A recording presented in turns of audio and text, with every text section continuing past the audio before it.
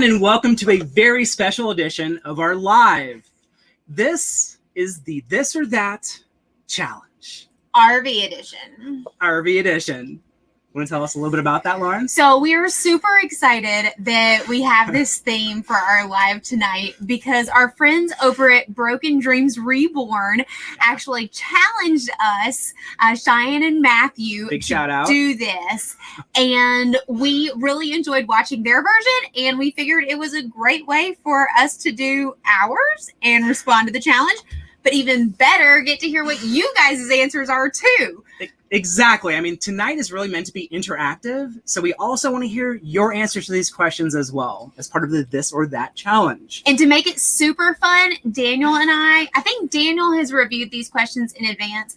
I have not looked at them in detail, and we have not discussed our answers whatsoever. Not at all. So you guys are getting the raw, real conversation around probably some things that we agree on and a lot. Some things that we don't. I think there's definitely going to be some deviations along the way, and I think that will make for some interesting conversations as well. Agreed. But the Wads, hello. Thank you for coming and hanging out hello, tonight. Wads family. John, as always, it's a pleasure to have you as well. Mr. Chalker, welcome. Heath and Pappy, welcome, y'all. We're excited to get started. Welcome. To make this super fun, we got whiteboards. We have dry erase boards. Exactly. So we are literally going to show you in real time the answers to these questions. And what we want you guys to do is we're writing our answers down. Share yours in the comments. Yes, that includes you, Trey, as well. Hello. So there are 30 questions total. And as you guys are aware, if you've been on one of our lives before, Daniel and I can talk until the end of time. So we want to go ahead and jump right in. And that's so true. Michael, thanks for joining us tonight. And Malcolm, welcome. Welcome this evening. Yes. All Trey. right. Tammy, are you ready for this? And James and Terry, welcome everyone. We're really excited to hang out with y'all tonight. Yeah. All right. Do you want to read the first question? The first question is campground or boondocking, also known as dry camping. Which one would you choose based on the information that you have? I know not everybody RVs, but based on the information that you have. Well, and from watching our crazy videos, that's a really good way to choose this one. Okay. You ready, Daniel? Okay, so we've got some answers coming in here. All right, I've got a boondocking already. Answer. Tammy, anybody else? Campgrounds. Boondocking. Okay, another vote for boondocking. Nice. All okay, right. Heath, boondocking as well. I'm with Heath. Boondocking.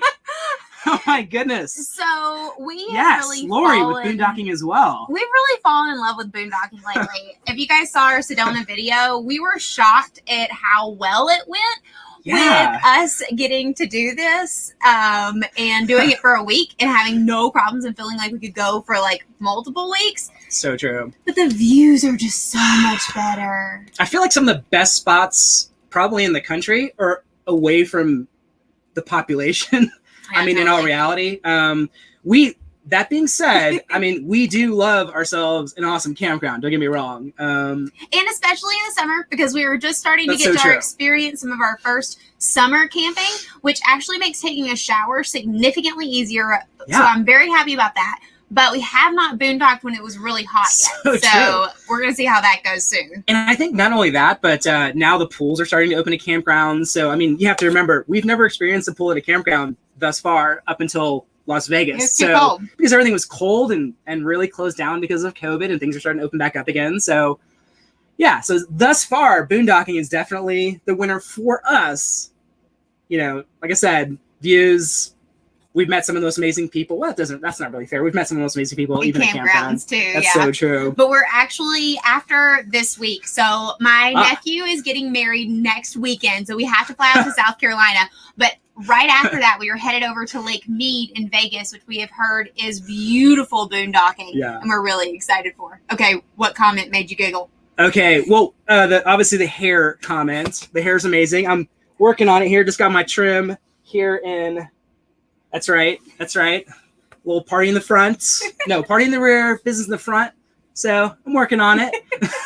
Caleb, great question. What does boondocking mean? I didn't know what this meant either before we started camping. No, and I think one of the funniest comments we had on our YouTube channel ever was that a fellow camper asked his wife if she would go boondocking, and she thought it was something dirty, so that made it even funnier. Not dirty, sexual. Well, sexual, exactly. And boondocking is not that, although I guess it can be because you're in remote areas. But boondocking is basically camping where you are not connected to water, power, or a direct sewer line. That's so true. So basically, you're completely off the grid, and you have to be totally self-sustaining.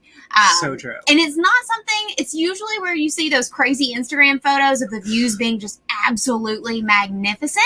Yeah. And usually it's free too, which is a big benefit of boondocking because you're not at a campground, you're not paying for those fees. So it's free camping, but it's really stunning. That does require some level of preparation. I mean, I think that totally goes, saying that there is some level of preparation. You obviously have to load your RV with water in advance, and almost all of them, I think, have some sort of freshwater tank. But if you don't know much about boondocking, make sure to go. We actually have a playlist on our channel that shows all of our boondocking experiences from the very first one, which was at a Harvest Host, to our more recent one where we actually managed to stay a full 5 days off the grid before, our friends dragged us to Vegas. And that's so true. Anya, welcome. Miss you. Snow Dogs, welcome. Love you, Jessica. Michael, you've been to campgrounds and boondock many times. Oh, so you chose campgrounds, actually. Okay, makes sense. Need the Mahomes bandana. Totally get it. I totally get why you're saying that. Probably a Daniel's Son bandana. I'm thinking I've been called Daniel's Son more times on this channel than, it's been a while. Probably growing up because I was also a martial artist growing up. So I kind of added to it. And my name's Daniel. Well, there's lots of reasons why you call me Karate Kid, but that's another story. Y'all are giving us tons of ideas of what to do to dress up for Halloween. But okay, a couple of you guys have mentioned Lake Mead. If you have specific things that you think we should do around there, make sure to let us know. One of the things that you might hear Daniel or I comment on our videos regularly is if you want to talk to us directly, it's a lot easier to do that through either Facebook Messenger or Instagram Messenger. You can find us on both of those platforms at Wanderlocal. So if you have specific tips for Lake Mead, please find us on whatever platform you prefer and send us a message because we love those more than we can even tell you. Happy time. Boondocking, unless you end up in Darth Vader's Winter of Death in Texas with no gas for your generators. I would agree with that. Amen to that.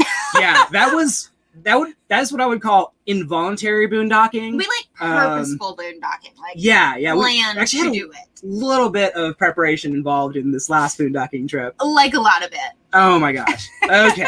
And anyways, question number 2. All right.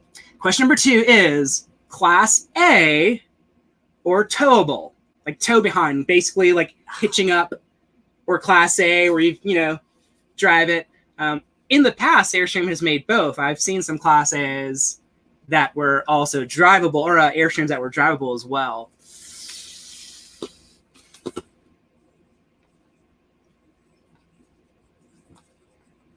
So what are your answers? Class A, or would you like to tow behind and get to where you're going? All right, Lori says towable. The option. Michael says Class A. Alan, towable. Tammy, towable. DS Photos Airstream trailer, yep. Drop the trailer. Snow Dogs, yes. Towing behind and dropping the trailer and going. Okay, got it. And, okay, that's... Lauren with the caveat of towable. Can you do that? For now. Okay? No, I think everything is free game here. There are no rules to this game. Malcolm, towable. Justine, towable. Well, for all of y'all James, who are saying towable, I definitely agree that the towable is wonderful. We love our Airstream travel trailer. The reason we picked it, like Jessica from Gone with the Snow Dogs said, is because we were able to detach our truck and use it granted, you can't hardly park the thing anywhere that's reasonable, but you're able to go and adventure and leave the Airstream behind, which is wonderful. And I love that. And I cannot even possibly begin to imagine us driving a Class A. And if we had a Class A, we would have to tow a car behind it. Or maybe, if you saw our Sedona trip, maybe a Polaris Razor, or what is that other 3-wheel thing that we rented you can't in? Get groceries in that. I think you can. Do y'all think you can get groceries groceries take more in a Polaris? If you have a Class A, then you take like a Polaris, or what was that other thing in Biloxi that we drove? That 3-wheeled vehicle, a slingshot. You could definitely like hold your groceries in the passenger seat. No, I mean, it wouldn't be a lot right. of groceries. You have to take more trips, and that would be fun. No, my for now caveat is pretty much based off the fact that we know we want to have kids in the relatively near future, and if we do, our 30-foot Airstream will eventually get too small. So I think when we are looking to make our rig larger, that I want us to continue or consider all the possibilities. I mean, I think we will consider all the possibilities. DS Photoscapes, the Prevost, we have seen one of those. We had a brand new one parked right next to us, and I had no idea how expensive they were. We Googled it. Yeah, they're pricey. I totally get it. That is like a luxury tour bus. That is an impressive vehicle for sure. But we have some really good friends who we met out in El Paso? No. Yes. No. Santa Fe. In Santa Fe. Who have a Class A, and it's like we loved it. Yeah. One of the things I loved about it, and you can get this some with a 5th wheel too, is that it's not quite as close to the ground. And I know that would suck when we were driving it, but when you park it from a standpoint of like getting better views, their views are just better than ours. Ours are amazing because we have a lot of windows, but their views are higher. Yeah. And that's really cool. And I think that, we were in Ron and Terry's, what did they have? They had a Grand Design too, and it was pretty high up. So I think that Airstream's very low to the ground. I guess in case you put a lift kit on it, but that's going to get you about maybe 3 inches or so. Well, and speaking of Ron and Terry, they are our friends from our Sedona adventure video who took us on the Polaris. So if you haven't already, they've just launched their channel, and they're going to be doing a lot more adventure things. And if y'all like us, y'all are going to love them. They're so cool. And their channel is called Glampdockers. So you have to check them out. They boondock 90% of the time, but sacrifice nothing from a lifestyle standpoint. Oh, so no. Cool. I mean, literally, I learned so much from them about not only just boondocking, but really how to do it in a way that doesn't require sacrifices. Like, they're not sacrificing anything. They have like all the toys. It's impressive. All the toys. And they have been recording content for years. So when we boondock with them, we were like, listen, guys, you've got to launch this content. They have like, every time they go out, they have like 100 different cameras going. And I mean, literally, their channel's going to be really cool. Seriously, they're so awesome. That's the long and short of it. That's the long and short of it. I mean, literally, they were telling us about their last trip where they went like shark diving and spearfishing, and in their 70s. If we take 15 minutes to answer 2 questions, this is going to take forever. Okay. So we're going to have to speed this up. I mean, not that we wouldn't love to hang out with you guys all night, but you know what I mean. Y'all want to hear our answers. So the next one is gas or diesel. Is this a question? How do I spell this? I am a product of the spell check generation, so if I spell something wrong, y'all just don't hate me too bad. Daniel's answer is too long. I got a glimpse of it. What is y'all's answer? Gas or diesel? Ooh, Tammy, electronic. I bet Daniel's answer is going to have something to do with that. Because I know you guys have brought up like Class C's and different types of RVs. These are like, what do you call these? These are just like the standardized questions across the challenge. So we couldn't change the questions. That was pretty much standard across the board. But Presley, welcome to our channel. We loved the Smoky Mountains video or experience too. I'm from Tennessee originally, so I'm kind of preferential to it. The Smokies were awesome. Ran the virtual boss in there. Okay, so no one has said gas, so I'm just going to go ahead. Everybody's and gone diesel. Diesel, okay. Obviously. My answer is, in a freeze, either one. I will take whatever liquid you have that is combustible in a freeze. So you took it not like vehicle. You took all of the above. No, because my brain now is focused on electric and gas and diesel. Like, it will never again just think about one type of fuel consumption. I think about all fuels now after Texas. Like literally. Which is appropriate, is like Trey is saying, can he vote for electric? I think electric is totally a reasonable vote. Yeah, exactly. And after our Sedona trip, I think you guys might have seen that. We're very interested in the lithium setups. We got a lot of recommendations, so we're doing some homework.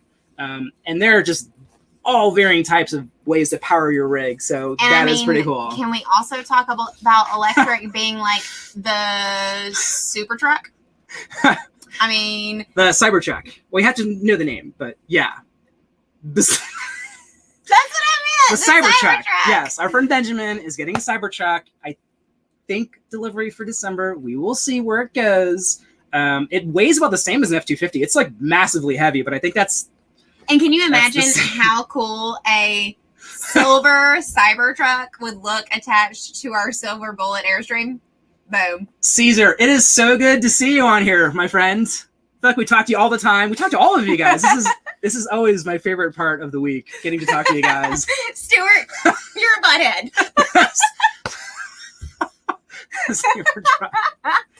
Oh my goodness. I was close. Stephanie, scapegoat answer, yes, that is very much. I will take anything. I will opt for diesel. I've heard about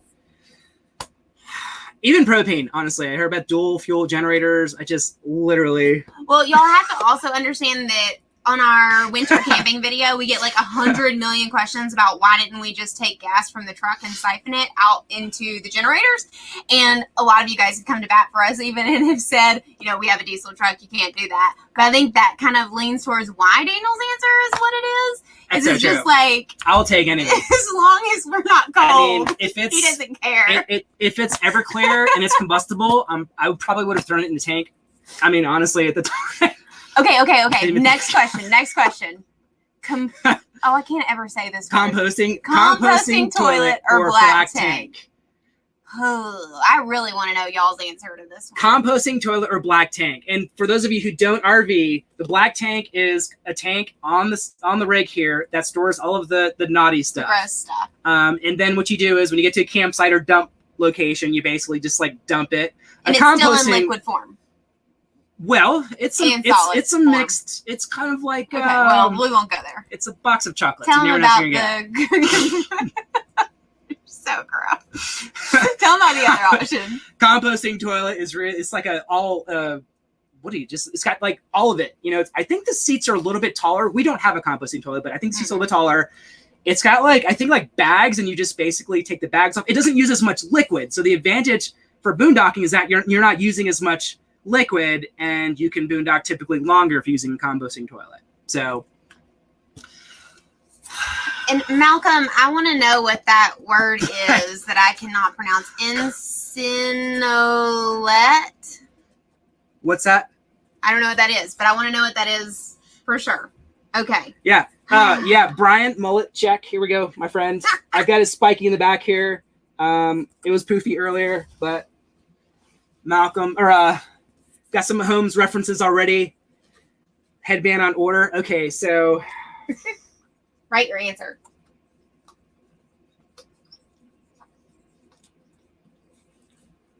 Okay. It burns a doo-doo. Okay. Got it. A toilet that burns the poo. Nuh-uh. That's a real thing. That's amazing. Okay. Yeah. That's good. Composting. Okay. We've got a lot of votes. I feel like it's kind of split here. It's kind of split with the audience here. We've got composting and black tank. It's kind of split here. That's pretty interesting. Okay. You ready? Our answers are. Oh, okay. Okay. We only have the black tank, but legitimately, I would be interested in the composting toilet so that we could go boondocking longer because we had so much fun with Ron and Terry that. And I think we could probably last on our black tank for a solid week to 2 weeks. I think so too. Because even at 5 days, it was like maybe 30% full. Yeah. But that being said, we do know that, like, from all the videos that we've watched with the composting toilet, you can go like a month before you need to flip it. So, granted, I don't know if that had anything to do with vegetarians eating Well, style. I mean, I feel like there are probably some rules if you're using composting toilet. One is no Mexican food.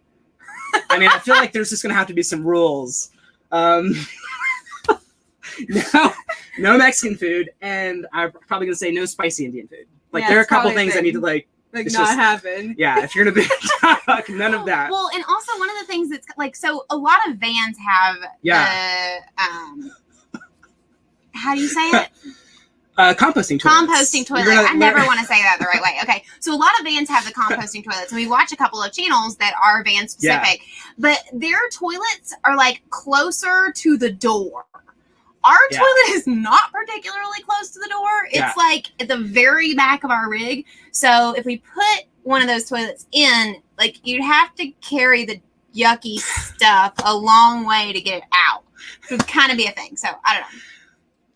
The wads. Oh, super chat! Haha, that's what I got. Sorry. Oh, just marked you up. Daniel's Marking you up. on me. It's getting a little crazy here. That's what happens when super chats come in. Get a little crazy. Super chat. Buy yourself a tank of gas on me. Well, there you go. You're So the best. if we have super chats for gas, I guess we don't need electric anymore because we can just like. Did you answer my flamingo question? The watch flamingo question was. It was, are 2 flamingos really enough? Really enough. And in case you're just joining our channel, our flamingos have names, and they are Lois and Clark. Lois and Clark. So they make an appearance in a majority of our videos, and we love Lois and Clark very much. They're our pets, since we don't have a dog. And they kept guard in the Texas freeze. They were out there and they weathered the storm. They looked out for like high winds, and I think they did a pretty good job. On our sewer hose connection, we have a little piggy, and we had a contest, and the piggy's name is Magnum P-I-G. It is pretty Just to fill you guys in on our pet names. We don't have pets, so those are our 3 pets. Okay, hold on. Heath, it's about a 30-gallon tank. I think like 29 to 32, somewhere in that range. And he asked about how big the black tank is. Oh, I didn't know that. Yes. Lori said you have only the solid waste, the urine you have to dispose of more frequently. Okay. And James, the gas from Mexican food will help you burn it. I don't know about that. That's so gross. That is, well, yes. The I guess. Southern in me, how comfortable we have gotten via RV life talking about bathroom conversations is so grossed out. That's so very true. I think that it's not about how it breaks down. It's about everything that happens between eating it and. Stop it! You read it. Okay, we're going to the next one, so we can't talk about poo anymore. All right. Okay, got it. That's so true. Okay. This is one that I think is a good one as well. And I definitely know my answer. Well, there are some people that we've talked to that I know they definitely sway in different directions. So this will be an interesting question. Would you rather have a rig that was powered by solar or by a generator? Solar or generator? That is a question. What would be your choice?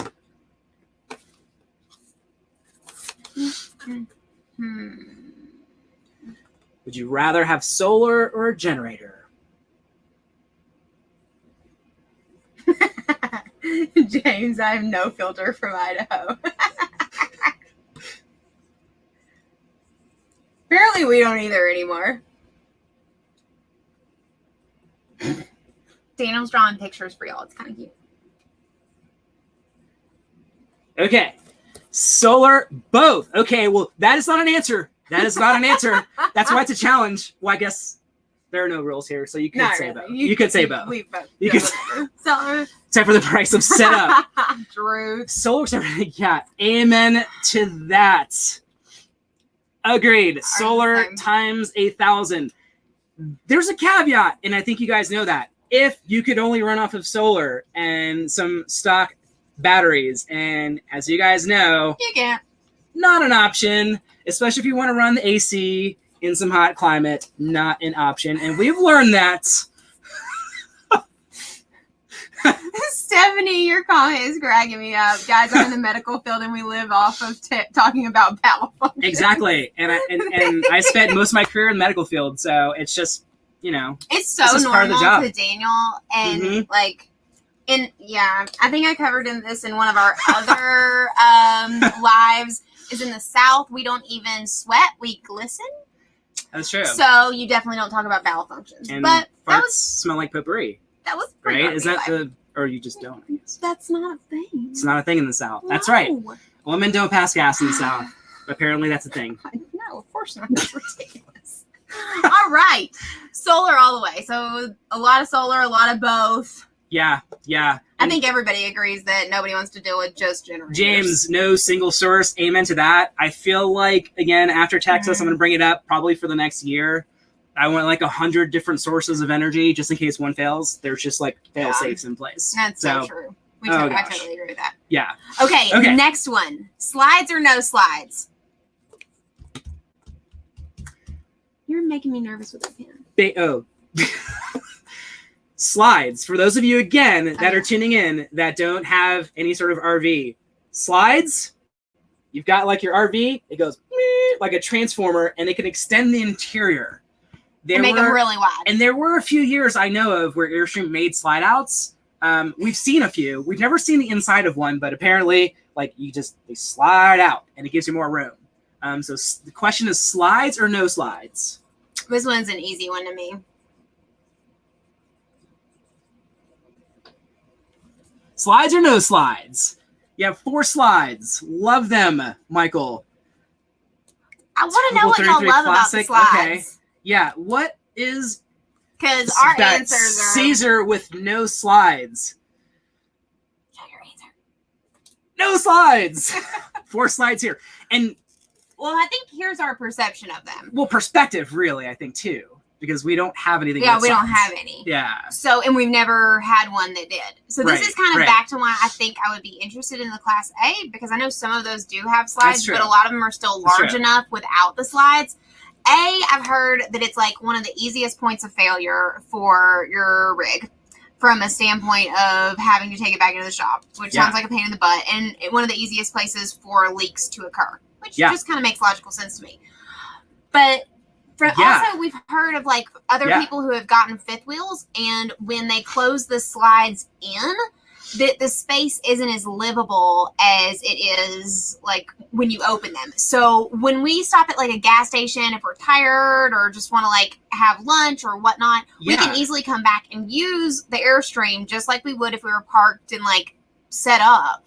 And we love that. And that's my fear. Those are my series of fears with slides. Well, that's our fears, but we don't have slides. We've only been in 1 or 2 rigs that have slide outs, so we have very little experience. Yeah, we don't have real world experience. Yeah. So we're only basing this off of our limited, information on slides versus no slides. And Eve's never had an issue with slides, and I think that's kind of like Airstreams. You hear about a lot of people have a ton of issues with Airstreams, but we haven't had any. I mean, granted, it's new, but still. Welcome, John. Yeah. And you can't ever actually be late to a live. That's why they're so ridiculously long. Welcome to the party. The party's in the rear here, right here. There you go. There you go, buddy. It's right there. I'm working on it. And Michael, we will totally take you up on the invite over, and we want to know all about your slides. Because maybe we would be wrong. Maybe we would be more interested in that than we actually know. I mean, a lot of people talk about like green designs and things like that, and they're just like transformers. I've heard of like double slides. I don't even know what the heck that looks like. But Truth. A slide on top of a slide. That sounds crazy. You just sliding all around, everywhere. Crazy. All right. Okay. Next question. 1,000 Trails or KOA? Okay. 1,000 Trails or KOA? 1,000 Trails or KOA? You probably should explain that for our KOA, for those of you that don't RV, again, because I like explaining these, is kind of like, they're kind of like the Marriott of campgrounds. There are a lot of them that are easily accessible right off the main highways, which makes it super convenient. Mm-hmm. They're pretty standardized, kind of like you would expect in a Marriott. There are some that are privately owned and things like that, but there's some consistency across the board. They usually have a little store on site where you can pick up bits and spots, odd end things. 1,000 Trails is a membership, I think, for, if you guys know about 1,000 Trails, please tell me, because I don't necessarily know much about them. We've talked a little. So this I bet our answer's the same for this one. So I wrote KOA, but because we've never done 1,000 Trails. That's so true. So we've talked to, and maybe you guys can give us a little bit more information. But 1,000 Trails, apparently you can save some pretty good money with 1,000 Trails. It's like a subscription where you pay, I think, for the like year. Blocks or something? Is it like buy like blocks of time or something? If you guys know about 1,000 Trails, this is the time. This is the time to explain it. Fill us in. Answer. The reason we're saying KOA, and again, DS Photoscapes. You prefer mom and pop campgrounds? If that was an answer, us too. Yeah, amen. I mean, Wanderlocal, right? Like we avoid KOAs like the plague. We will stay at them if we have to, but we avoid them. We'll typically opt for if Only we need convenience. We want to shop local. Well, yeah, and some There's of the nothing wrong with them. we like the quirkiness of the kind of the mom and pop campgrounds. Like the place in Santa Fe where the guy was like literally building his own artwork on the site. So fun, yeah. Yeah, he's like a metal fabricator, so he created his own artwork. I mean, that's stuff's cool. But we have stayed at a couple of cool KOAs. After the Texas freeze, we stayed at a KOA in Austin. I think it was KOA East Austin. Yeah. And they actually had longhorn that were in the backyard. Yeah. So when we woke up in the morning, that was like our view, which is really cool. So there's really nothing wrong with KOAs. We do just try to go local. Okay, so let's see. The membership is 1,000 Trails. Yeah, so there are quite a few of you guys who really love 1,000 Trails. Yeah, the program costs $14,000. Yeah, I've heard it's expensive. Please, Good Sam. Dang. Okay. I mean, that's that's pricey. Pay for the, so you can pay monthly or a whole year upfront. But basically, with 1,000 Trails, I think that there are like specific campgrounds that you go to that are 1,000 Trails campgrounds. Is that right? That's so true. I don't. Ooh, Tammy agreed on state parks. Yeah, I think we're going to get to a question about that in a minute. We love state parks. Or do we? Jumping ahead, a little foreshadowing there. It's really hard. That's a really hard question because I just glanced and saw that a minute ago. Okay, so let's see. Okay, come back to Austin. Faith and Flower. We love Austin. We do love Austin. Will be back for sure. Let's see here. So the next question is. Oh my God, this is not a real question. The next, you're giving away the answer. The next question is Harvest Host or Walmart parking lot? I do not feel like those are equal. For those of you that don't RV, again, both are free. You can stay at both. Walmart parking lot, you can typically stay at, not every Walmart, because I know some are shutting that down. But Harvest Host are like a lot of farms and breweries and wineries. Locally owned businesses. And they both have limitations in the number of nights that you can stay. It's not like you can sit there and camp all week. Usually a night, maybe two at most. That's not totally true. Well, I guess you'd have to check in with your Harvest Host. Yeah, you have to talk to your Harvest Host. Some are more flexible than others. That's true. And some of them have like just a rotation of campers coming in all the time, and staying more than a couple nights is really never an issue or never a possibility. Okay, so y'all are never going to find us parking in a Walmart HH. Well, that's a terrible H. But one of the things I will say about Harvest Host, so you have like the annual subscription, which is really low, but it is kind of like an expectation that you'll spend money there with the local business. Yeah. Obviously, we're really happy with that. But from that standpoint, it's not free. When we've met other campers and other Harvest Hosts, some of them have even said, it's free camping, but I often spend more money at these Harvest Hosts than I do at a normal campground. And it's because you're buying their local goods, and they're usually really cool. And then because we're Wanderlocal, and because this is all of our missions this year, do not stay at Walmart. Shame. No, I'm just joking. If you have to stay at Walmart, you totally can. But Harvest Host is going to inject more funds into local economies. Which we love. So we would encourage you to stay at Harvest Host. You're going to have some of the most amazing experiences. John at the Alpaca Farm is one of the kindest people we've ever met. Wonderful human being. Yeah. So that. If you haven't seen that video, it's a really fun one because the alpacas are stupid cute. That's so true. And watching them eat food is very Harvest Host is amazing. We've seen it at wineries and breweries and stuff. Okay, so this is a big one here. This will be interesting to hear. I want to hear what everybody else says first, right? Because we've now stayed at both. I think this is an impossible question. A state park. Would you rather stay at a state park or a national park? That is the question. State park versus national park. Which would you rather stay at? Ooh, Presley, if you're joining Harvest Host, make sure to grab the link from one of our Harvest Host videos because I think you get a discount if you use our code. What's that? At where? For Harvest Host. Harvest Host. Yeah, I think the code's like, I don't really. Okay, we'll post state it. park, prefer staying outside, national park, state park, neither. Okay, that's really interesting. You guys with the Eric Estrada stuff. Estrada. I used to have like Estrada glasses, like Eric Estrada from Chips. Used to get that all the time too. Tammy agreed, not a fair question. Not a fair question. We've Okay, got I want like a little more explanation. Why did y'all pick what you picked? Because we actually have not. So true. We haven't camped at a national park yet. Yeah. I mean, we visit a lot of them. We haven't camped in a national park. Because most of the national parks that we've run into so far, their RV parking either doesn't exist. It's all We've stayed at state parks, like tent camping, or their RV park is closed thanks to Have COVID. we stayed at a national park? I don't know the answer to that. I feel like we just. Oh, state park because national parks are too crowded. Okay, I get that. National parks sometimes have more amenities. That makes sense. Yeah. Too big for state parks. How big are you if you're too big for state? Oh, too big for state and national parks. Okay. And this has been, I know, a debate for a while. Like, what is the max length at state national parks? We've heard 30. We've heard longer, 30 feet. That's a good question. So state park is easier, better spaces, and better run. Okay. Boondocking near them. And some people, We've seen some of that. yeah, we see a lot of people BLMing. Like, what does BLM stand for? Like a Bureau of Land Management, which are like, it's like free land just outside of some of these parks. Where you can boondock up to 14 days. Yeah, when we went to visit the White Sands National Park, we stayed at the state park that was like 30 minutes down the road, and it was spectacular. That's true. That's true. So because of that, and because we haven't stayed at a national park, I'm going to say state parks for now. Yeah. But we definitely want to give both of them a try. Yeah. Okay. We definitely need to hit more of both. We have not hit enough national and state parks, and that is.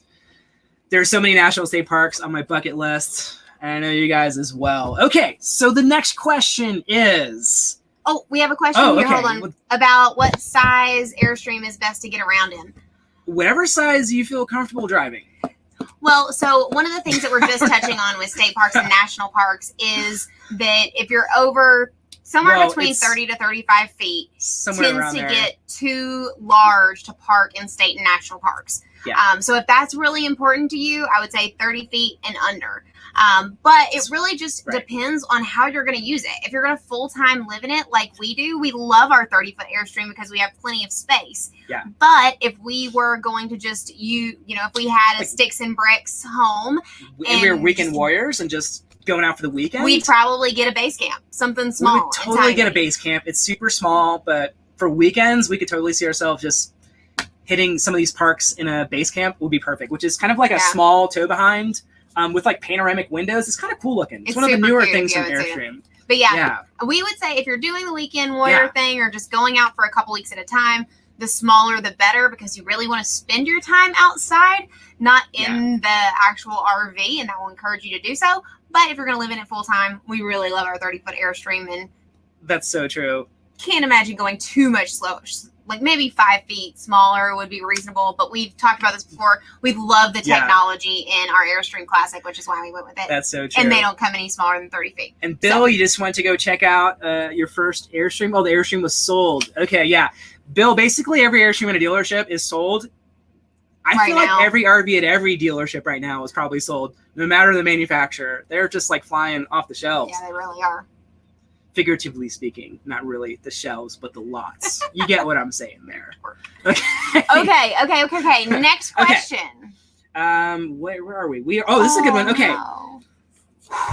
The question is, would you rather go to the beach or go to the mountains? Where would you rather go? Do you prefer beaches or mountains? What is your answer? Beaches or mountains?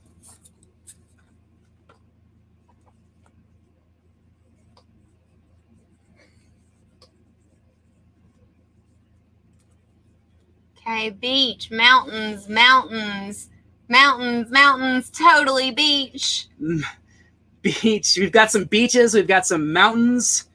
Lori, mountains. Beaches be crazy, especially back where we come from in St. Pete, which was voted #1 beach in the U.S., and the beaches be crazy for sure. Sea salt winds are really hard on your RV. That was one thing that... We did hear that. Well, when we were in Texas, even though it was snowy, holy crap, we got some serious rust that we had to take care of after our winter adventure thanks to that salty air. Minor. Exactly. That is so true. Okay. Well, yeah, minor rust. It wasn't too bad. Okay, we've got there's a lot of That's a mixed bag. I agree. It's a mixed bag. We got a lot of beaches and a lot of mountains. And our answer is that's not fair. But it's true. Is not fair. That I guess anything goes. Anything goes. I grew up in Florida. She grew up in Tennessee. So I've been around beaches my entire life, and mountains are sort of new to me, and I'm having such a great time hiking. I grew up hiking in Florida, but then Lauren told me that's ridiculous. That is not real hiking. And then she showed me how to hike in mountains, and I've been hooked ever since. So now I'm really hooked on hiking in mountains, and I'm all in on all of that stuff now. Well, and if you can find a beach with mountains in the background, although I can't say I know of one in the U.S., we're going to find one of those. Mountains in the background. Maybe I'm with Brandon that if we find this, then you can wear a bikini and we can put it on the YouTube channel. Why? Skinny Bunny, yes. Thank you so much for the super chat.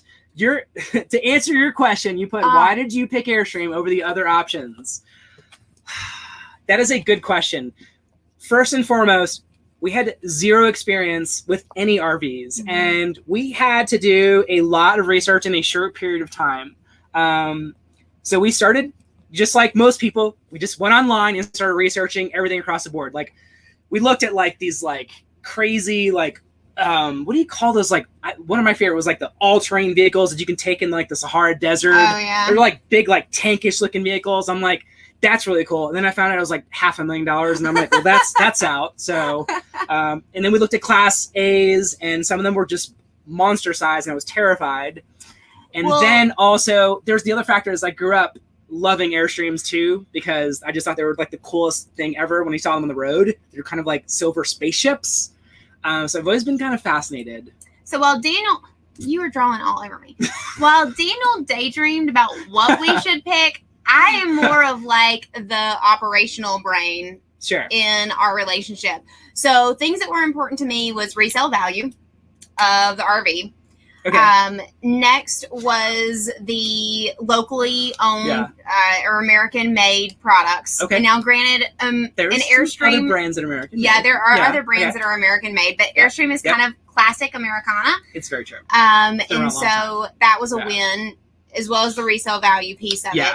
And then we really settled on a travel trailer, which also led us to the Airstream funnel because of the fact that we could disconnect our truck and explore with a vehicle without having to tow another vehicle behind the vehicle that we were driving. Yes. So those are the major factors that got us into the Airstream like funnel, but we don't think that any one RV is perfect for everyone.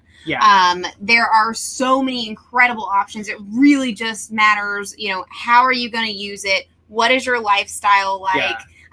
And making sure that whatever that is aligns with what you're doing. That's very, very true. Yeah. That's a good answer. But thank you for the super chat. Yeah. We love those. Exactly. It is a super chat, right? That's exactly what it's called. Not to be mistaken for the super truck. And Amy, shut up. Amy, our model Airstream is the 30-foot Classic. So the reason we went with the Classic instead of some of the other lines is because we're brand new, or were brand new 7 months ago or so to RVing. We didn't want to have to deal with the learning curve of figuring out how to do everything manually. And with the Classic line, everything's electronic. Now, granted, we got incredible insurance and all of the electronics, because that is one thing that everybody says with RVs. Like, the more electronics you have, the more things that can go wrong. So far, we haven't had that experience. We really love our Classic, but that's the bottom. And here's another one. Here's why we chose Airstream. And I know some of the other vendors have this. I've seen this in some of the other Grand Designs and the like. We're kind of nerds. I mean, we zone in on sci-fi everything. And this thing was like a freaking spaceship, and it had all the tech, and everything's like boo boo boo, and you can operate it from your cell phone and do the awning and all. And we were pretty much sold the minute they showed us all of that tech. So that was a deciding factor, no question. Totally. I love what Bill says. RV does not stand for resale value. I agree. I mean, everything depreciates, right? 100%. But experiences, Bill, do not. And those experiences you will have for the rest of your life. And that's why I encourage everybody to get out there in whatever vehicle you prefer, even if it's a tent. Just get out there and explore, really. Just got to get out there and explore. Truth. Okay. Yep. Okay. The next question. Propane fire or wood fire? Would you prefer propane or would you prefer a wood fire? That is the question. What would you prefer? I don't know that Daniel and my answer will be on the same on this one, so let's see.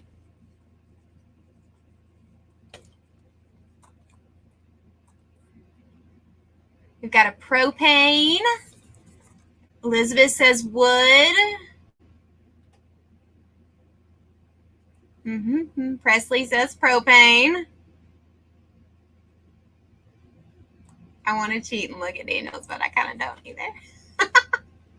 Faith and Flower says wood. Caesar says wood. Depends on where I'm camping. That's legit.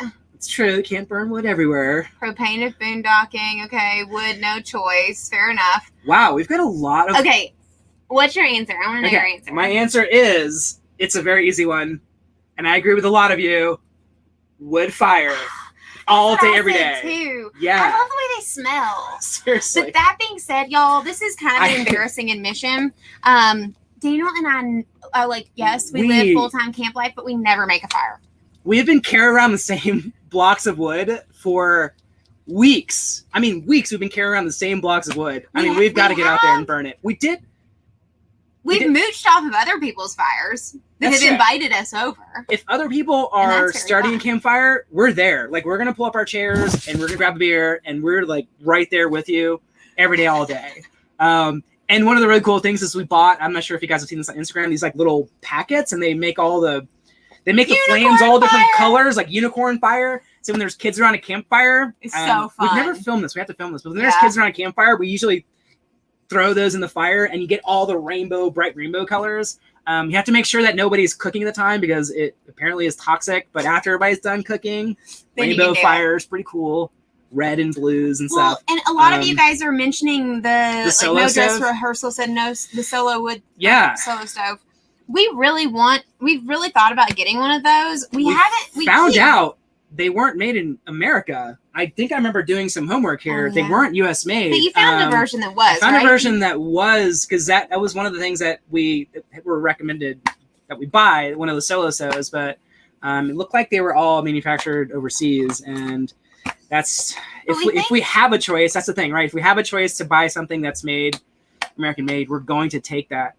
But we haven't done it yet because, oh my gosh, y'all, if you've been following along on our story, y'all heard us talk about the fact that we are really hard, like we were hardcore minimalists traveling with 2 international suitcases and 2 backpacks for like a year and a half. Yeah. And RV life has introduced so much stuff into our world that we used to have a rule that when you got one thing, you had to get rid of something else to like balance it out. Mm-hmm. And RV life has like changed that completely. Like all yin. Like our circle is like 80% yin. We literally have to get rid of some stuff so that we can have that yin and yang balance, because right now we do not. Maybe when we do another purge, we'll be able to get a propane solo stove type thing, American made, of course, and give it a try. And one of the things that we do often, if you're even at a campground, you're probably going to cash in on this, is that we purge and we just leave it in the washrooms, the washing machine rooms. We just leave like all of our excess stuff. That says free on we put free and just leave it there, and we do that a lot. And that's how we purge. We have to get rid of stuff occasionally. Well, and y'all are also mentioning how dangerous wood fires can be. We've seen a lot of restrictions out here in the West, like especially because the wind gets crazy out here. Like there are a lot of nights where fires just absolutely are not allowed. It's so true. So that's a real thing too. I was amazed. We were in Sedona. There was a night where they had high winds and people were still starting fires, and everybody around us was like, "They're crazy. They're going to start a blazing inferno over there. We don't really want to play with that. Y'all know that we Yeah. get ourselves into more trouble than we need to anyway, so that's not. But we be one do of need the to get one of things. those those cast iron pots for Oh, over their yeah. stove. We need some recommendations here. If you guys have any cast iron we have or to what do you start call doing those? a fire before we add that into our list. Of That's stuff. true. Okay, we definitely Okay. need one of those things. And we'll have to Next check it out. question: Yeah. Okay. The next question is: dogs or cats? are you a dog person? Jessica, I know your answer to this. Jessica from Snow Dogs, I know your answer is obviously dogs, but for the rest of you, dogs or cats? That is the question on the table now.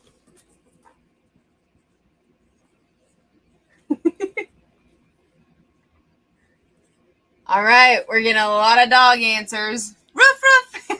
I like that. We're not seeing a lot of cat love here. Is there anybody for the cats?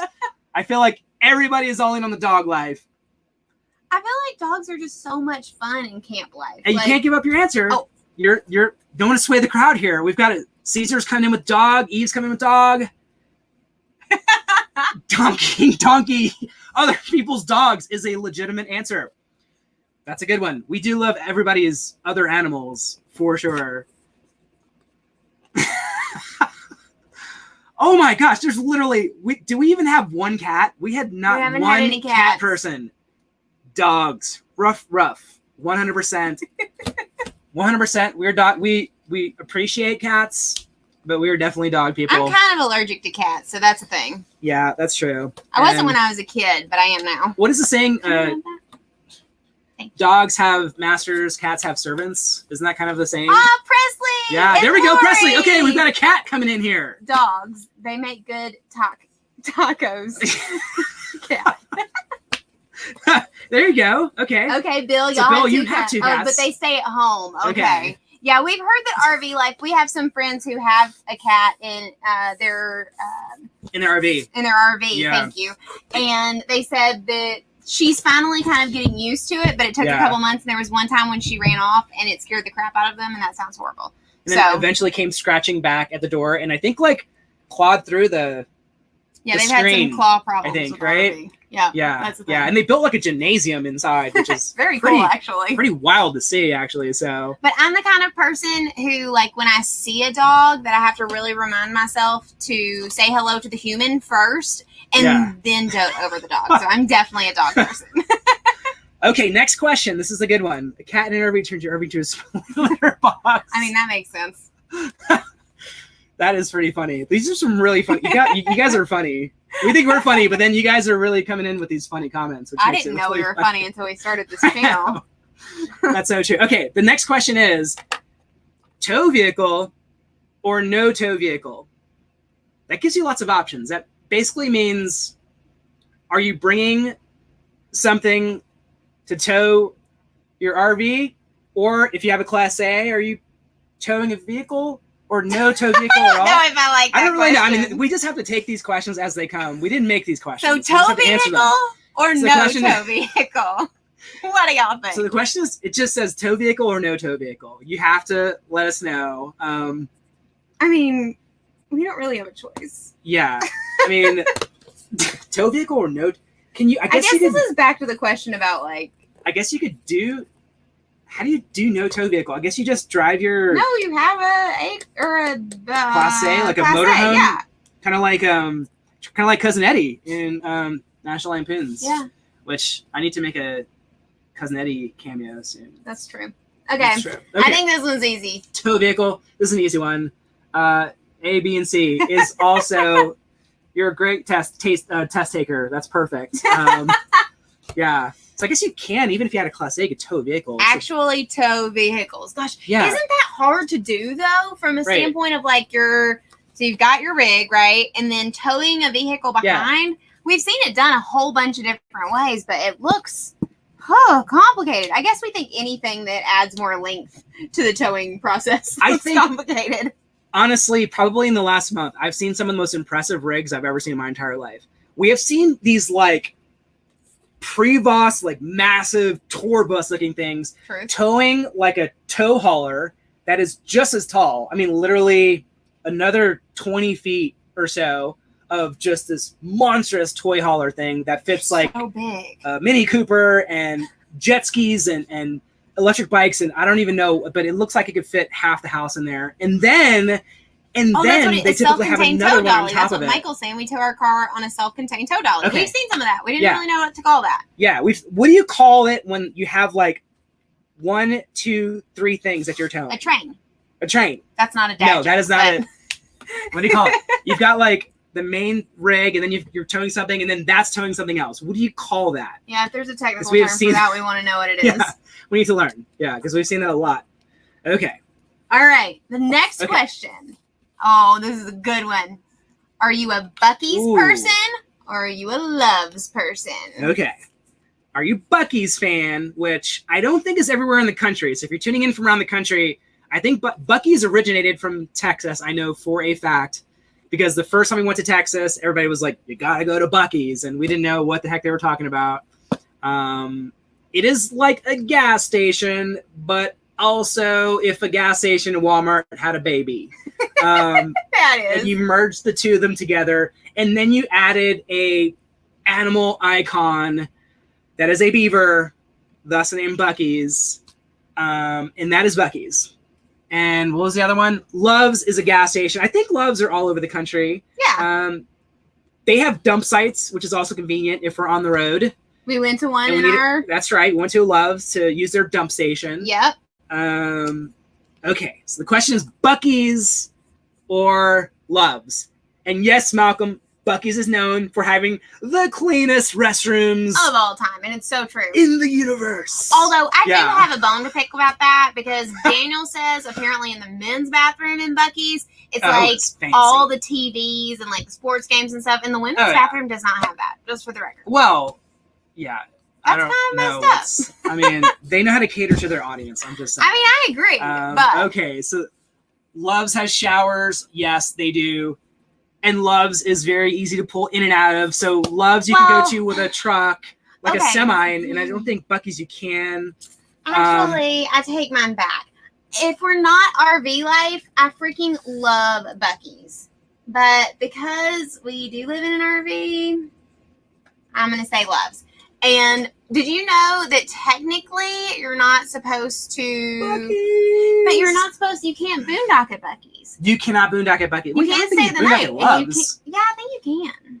Maybe. Love's is a gas station. But it's RV friendly. It would be awkward. I don't know. RV friendly, but... But I really wanted to do a video about boondocking at Buc-ee's, and I even emailed them to try to make that come to fruition because I do love Buc-ee's that much, but they didn't email me back. We did. And yeah, that's pretty awesome. But I used to have in our office, so we do a lot of business in Texas for our normal jobs. Yes. And so the very first time we went to Texas for work, we went to a baby Buc-ee's, but we didn't know we were going to a baby Buc-ee's. It was like the size of a normal gas station. We were very confused. And so we told the people who we were working with, we were like, what's all the hype? Like, we went to one. Like, it's like Wawa's, if you're familiar with those. Yeah. And they were impressive. like, no, you went to the wrong one. You went to baby Buc-ee's. So they told us to go to the big one, and we were like in awe. So I got the biggest Buc-ee stuffed animal, and he hung out in our office for years, and it was awesome. Yeah. So I do really like Buc-ee's. I feel like Buc-ee's is like a lot of brands out there. It's kind of cultish in a good way. You just have like die-hard fans of Buc-ee's that are like, Buc-ee's is life, and we appreciate that. A lot of Texans love their Buc-ee's, I will say. You talk to a Texan, at least our friends are like, you gotta go to Buc-ee's. It's like the first thing they say.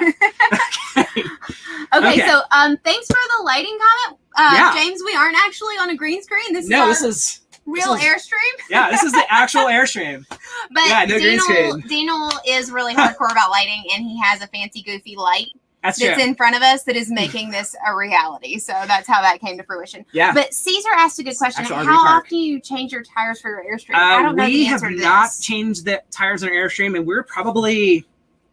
I'm trying to think of how many miles we've covered. We looked at this the other day.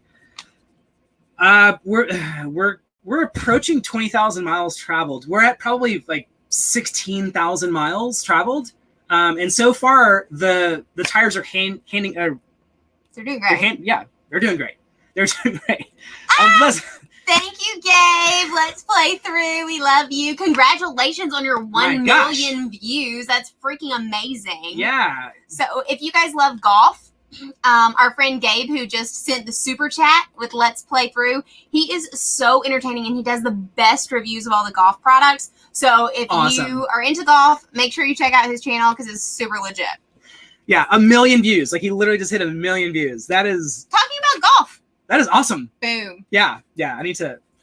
We need to learn to golf. My golf game That's the thing. Super sucks. So.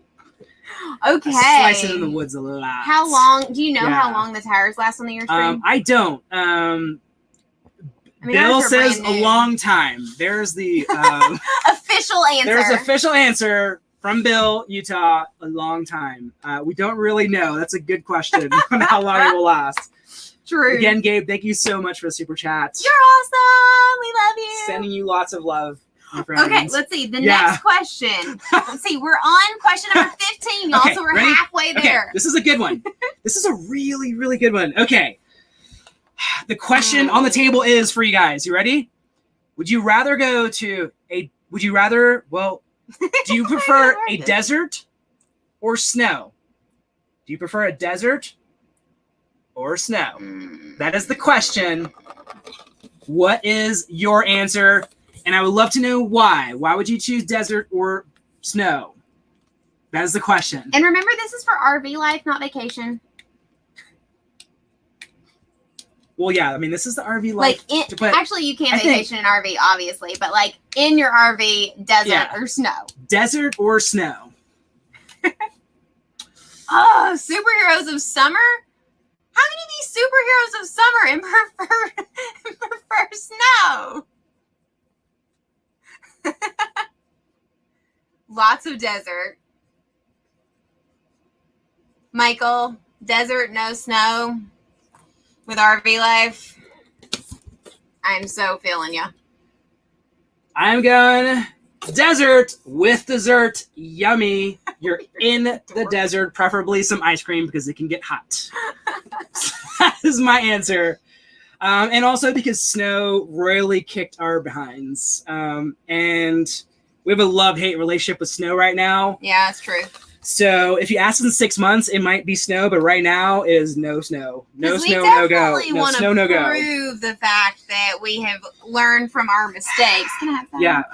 From our Texas snow adventure. We're going to have to eventually just park ourselves in the middle of like a frozen tundra just to prove to people that we will not die. Because after Texas, a lot of you thought we could die. And maybe we could have. It was touch and go there for a while. Well, I have it was definitely touch and go. I have this... My snow dream is that we park our Airstream somewhere before it's snowy. Yeah. And then it snows like 3 feet because I've never even seen that much snow. Well, actually, we've seen that much snow in South Dakota, but not when it was actually falling. So that's what's happened. And it's on the top of a ski slope, and we can learn how to ski beforehand. And we get to just like jump out of the Airstream and be really cool and get on our skis and like fly down the mountain because that would be really cool. But other than that, snow sucks. Lauren didn't say desert with snow in the background. Very funny. that is very true. I think that's maybe a little unrealistic. Well, I mean, I thought a lot of things were unrealistic, but I hate to say it because I feel like we bring up Texas a lot because it kicked our butts, but we were at the beach covered in snow. So I guess all things are possible. Truth. I guess all things are possible. Truth. Yeah. Superheroes of Summer will probably bring the Airstream to Canada next year. Because we want to go and do Alaska next summer. And I think you have to go. Yeah, you have to. And so we want to go through Canada to do it. So it'll be on the West Coast. So we'll still be shopping local. Yeah. Elizabeth in Florida now, but enjoyed skiing when I was younger. Elizabeth, raised in Florida personally. I've never been skiing. We're going to have to try that one of these days. Yeah. Hopefully neither one of us. Either. No. Mm-mm. Okay. Well, hopefully neither one of us gets injured. But well, speaking of injured, Peter asked about my foot. Thank you so much. It's so sweet. So this Saturday was 7 weeks, and I actually did my first like very short run this morning.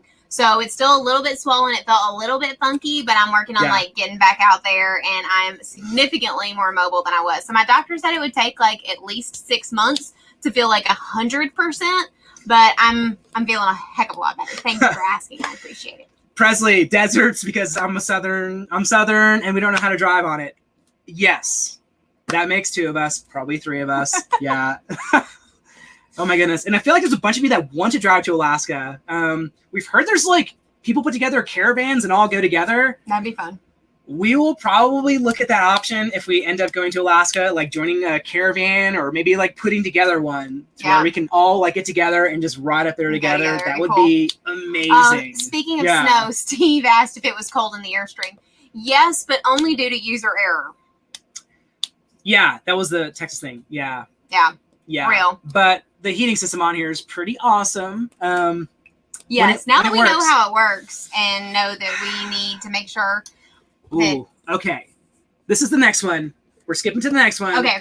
The next question is, would you rather go to a pull-through site or a back-end site?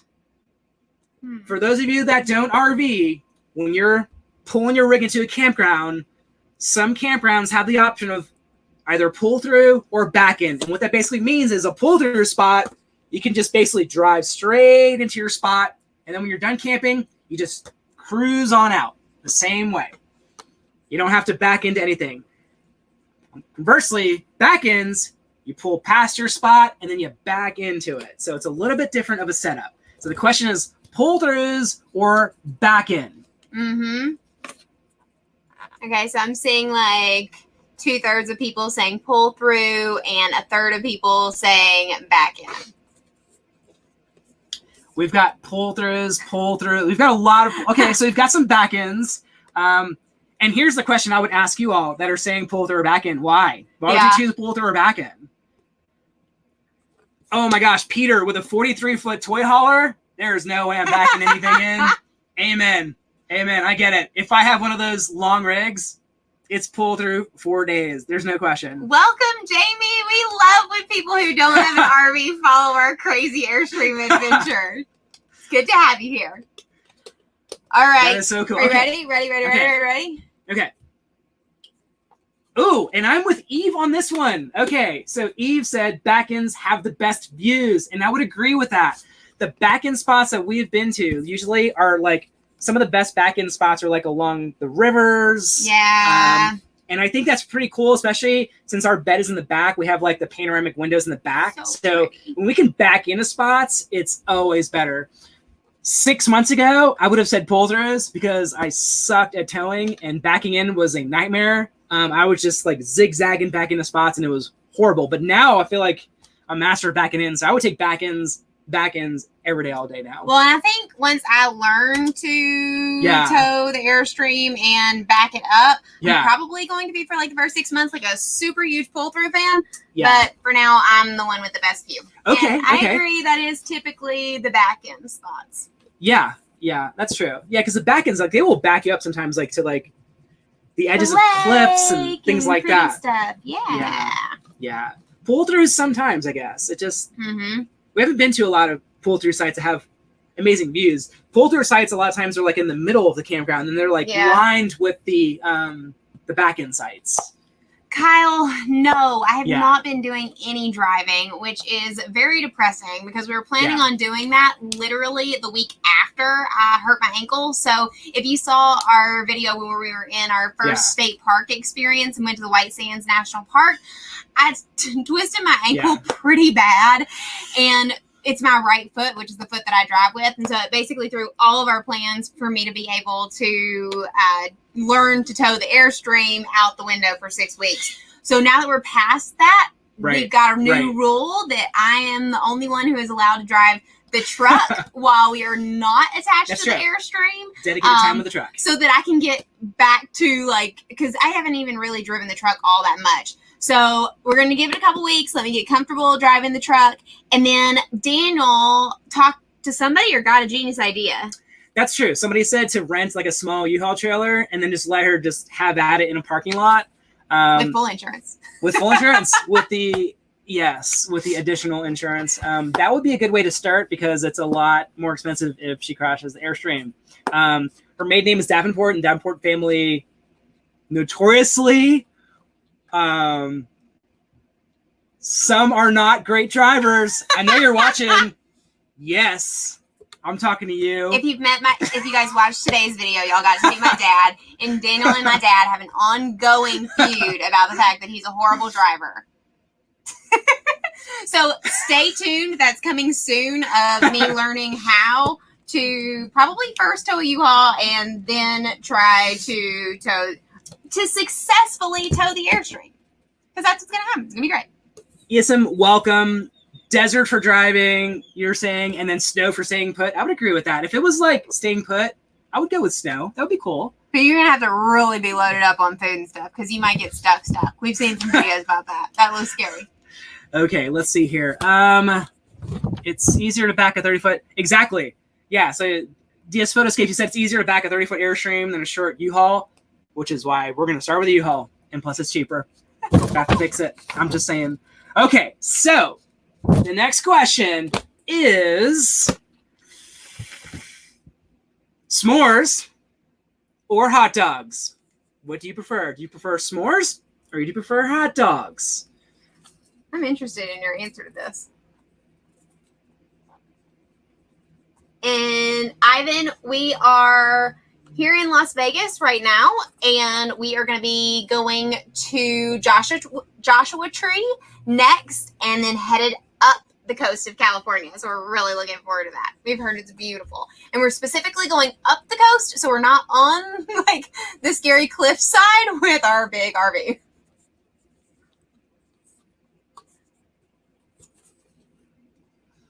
S'mores or hot dogs? Justine coming in with s'mores. Caesar coming in with hot dog. James with s'mores. Hot dogs, then s'mores for dessert. Yes, Heath. How about Malcolm? What would Malcolm have? S'mores or hot dogs? Let's see. Vegan hot dogs, Rachel. Yes, that is a new. Peter Daniel beer. Is obsessed with vegan hot dogs. Peter coming with beer. Yes, that goes with both, I think. I think that goes with both. Things. Okay, are you ready? Okay. What's your answer? Ready? S'mores with peanut butter and no chocolate. Ick. I hate chocolate. Okay. I'm like the only weird person or weird woman on the planet who doesn't like chocolate. I don't like regular hot dogs, but I do like Dotsons. You're a dork. Ruff, ruff. Yeah, so if Dotsons was an option. We used to have a little wiener dog. His name was Chance. That's how we met. So cute. Yep. Okay, so you say hot dogs. Vegan hot dogs. Vegan hot dogs. Yeah. All right, fair enough. Yeah, but regular hot seriously, dogs. if you've never, I grew up, and I guess my mom knew that I did not like chocolate, and so maybe she just put peanut butter on my s'mores to like come up with something for her to feed me when she gave my sisters s'mores. But I didn't know that peanut butter doesn't actually naturally go on s'mores. So if you haven't ever tried it and you love peanut butter, change your life. Yes. S'mores. S'mores is good. You need really good. I feel like people skimp on the chocolate. No. Yeah, you gotta get some like on the chocolate. You gotta get some really good chocolate. Yeah. Hershey's is like, I like to up my chocolate game when it comes to s'mores. You're a dork. Lori, you have two Dotsons. Oh, yes. We had a little long-haired black Dotson. He's a sweet baby. He was a sweet baby. Yeah. He passed away a few years after we met. Yeah. Yeah, but he'll forever be in our hearts. All right. The next one is fishing or hiking. Oh, and Heath, how one eats peanut butter with s'mores is you put you put the peanut butter on top of the graham cracker, and like spread it over top of it, and then you stick your marshmallow on top of that, and it's perfect. And James, how can I not like chocolate? I don't know. Daniel asks that same question all the time, but he's very happy that I don't because he eats all of it for me. Superheroes of Summer, s'mores between you two brownies with peanut butter. Yes. I think that is a completely new Yes. That is, and DS Photoscapes, Ghirardelli chocolate for the win. Yes, I'm with you. That sounds delish. Y'all are making me hungry. Peter fishing with beer. Fishing with I feel like we've got some consistency here on the beer train. waffle cone layer with marshmallows and chocolate wrapped in foil and heated in a campfire. Whoa, David, that is a miracle. That sounds delicious. Minus oh my the chocolate, gosh. of course.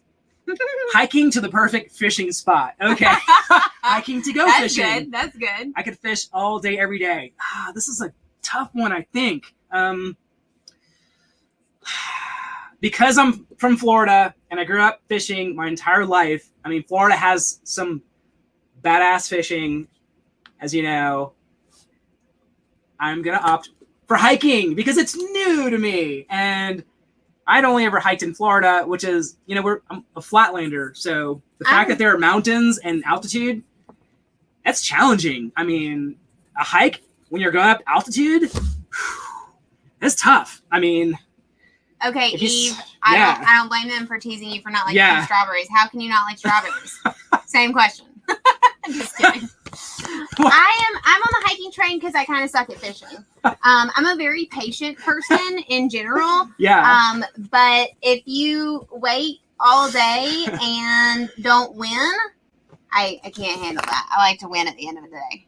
Yeah. And fishing is not always like that. So. Well, I mean, I think fishing is more about. I feel like fishing is kind of like running for me. It's free therapy. You're probably not always going to catch something, but there's nothing better than sitting there in a chair with like a small like mini cooler of some beers in it and just chilling, not thinking about much of anything and just sitting out there all day. I like to do that with a book and a hammock. Yeah. So I get it. Yeah. Yeah. So fishing is, I feel like fishing is therapy probably for a lot of people. All right. Question number 19. Okay, here we go. Camping alone or camping with friends? Would you rather camp alone or would you rather camp with friends? If you're my cousin Neil, then it would be camping alone in the most remote place on the planet. My cousins Lori and Neil, we always joke because Neil would move probably to the middle of nowhere where there wasn't another home for another 100 miles. And every time we're driving in between cities and we see a house like off in the distance, we think to ourselves, there's Neil's house. Neil would live there. Truth. Okay, what's your answer? Oh. You didn't write it down. We're getting a little bit of both. I like that, Michael. We camp anytime, alone and with others. I think that's our reality. Here's my caveat. What is your answer? Okay. I said camping with friends. And I said friends boondocking. That would be cool. Because then you set up your own little mini circle of awesomeness there. I can see that. Yeah. Boondocking with friends. Although, if your friends didn't know what they were doing and they were new to RVing and it was boondocking, that might be stressful. I think it would be stressful for them. We know how to boondock now. So, That's at true. least we're okay at boondocking. I wouldn't say we're experts. I guess that would have to be the kind of week where we took like completely off work, which is very rare for us. Because that would be hard to focus. I cannot wait until we can share campgrounds with some of you guys. Like we talk about that all the time. I know Heath, you just mentioned it. I mean, that is going to be, totally. That's what we talk about, like caravanning to Alaska and just like picking a destination where we can all like get together and just share stories and have fun. Totally. And that would just be amazing. Like the greatest ever. Yeah, that is on the roadmap for sure. Yeah. Yes. True. Well, and speaking of, we're really excited because for the very first time, we're doing some very strategic camping with friends. That's true. At the Airstream rally in Lebanon, Tennessee in July. That's true. So that is going to be our first experience with a people whole bunch that we've of friends. talked to, some of you guys as well. That's like this is like a massive Airstream rally. I think there's some. That'd be awesome. I don't know if there's all. Yeah. Yeah, that's all Airstreams. We were invited to speak there, which is really cool too. So we'll be doing like a YouTube speaking engagement there as well. Talking about how to grow your channel and all that fun stuff. Yeah. We know a little bit about that, communication side of things. But in all reality, we just get on here and we just give it to you guys raw, unfiltered. Make mistakes, we screw up, we put it all out there. Yeah, so true. This is not like one of those like polished channels where you're like, we make no mistakes and you're never going to see them. Everything we do, we execute with flawless precision. That's not us. No. Like, you're going to see us screw up a lot. Well, we're not really an educational channel either. We love when people say that, you know, they're learning from our mistakes. I mean, that's legit. We learn from them with you. True. But, like, we're just kind of a cluster. I know. Oh, I love this. Peter says, I would camp with you, but you can't keep that building jumping shenanigans to yourself. Peter, that is what we were doing tomorrow. We are in Vegas, Jamie, and we are, a little bit. yeah, so Dino and I found out that we had strep throat on Friday. The day we were supposed to jump. So we had to cancel everything. And so, but as y'all can see, we obviously feel great now. Penicillin is a miracle drug when you actually need it. So we've been basically quarantined to the Airstream for the last couple of days to make sure, because strep is crazy contagious, that we didn't share it with anybody. So we are going, now that we are completely in the clear after this afternoon, we have had over 48 hours of drugs to confirm that we are not going to spread it. We are going to go jump off that building, off the stratosphere, which is over 100 stories, and I am beyond not excited about it tomorrow afternoon. So that's the thing. Kyle, very good question. Are we getting big enough to be recognized in public? Yes, that is the thing. Mostly at like dealerships. We'll go to like drop off the Airstream at a dealership, and there's like usually a bunch of people there that know us, that have been shopping. Some of you that are like in the market for Airstreams, and so cool. You'll message us on Instagram or Facebook and ask us a ton of questions, and we're just like, we will give you as much information and knowledge as we have to offer, which at times is not a lot, but we'll point you in the right direction. Well, we've been stopped at a couple of campgrounds, which is really fun. Yeah. I think the best thing, like, we didn't really ever expect that to come to fruition with our YouTube channel. But we have got to meet the coolest people, like, obviously all of y'all. And then, like, the more people that we get to meet in person is wonderful. So if you do see us, please make sure to come say hello. And remember to tell us your names, because we want to know them. And actually really get to build real friendships, because this is just so cool. Peter, really love that. You're jumping off a building. Are you sure you are well? The answer to that is always no. That's why we do a lot of stuff. I would say sane. Sane, yeah. We're a little crazy. I mean, that's part of it. I always say you got to match your crazy, and I definitely did. Lauren is my kind of crazy, which is why I knew I wanted to marry her from the second I met her. And happily ever after since. Yeah. Okay, that's a really good segue into our next question. Yeah. Okay. I mean, not for any real reason. Ooh, okay. Here's a good one. Would you rather winter in Florida? Ooh. Well, this is a tough one. Winter in Florida or winter in Arizona? And we really want to know your answers, because we've been having this conversation. Would you rather winter in Florida or winter in Arizona? That's a good one. Jamie, that would be totally fine. We'll jump around with you and make you feel normal. Okay, we got 1 vote for Arizona, 2 votes for Arizona, 3 votes for Arizona. Okay. Bill says winter in Florida. Got it. Obviously not Texas. Jamie says Florida. Okay. Yeah, Arizona, much drier air for sure. So there's a consideration. You've got Arizona dry, Florida humidity.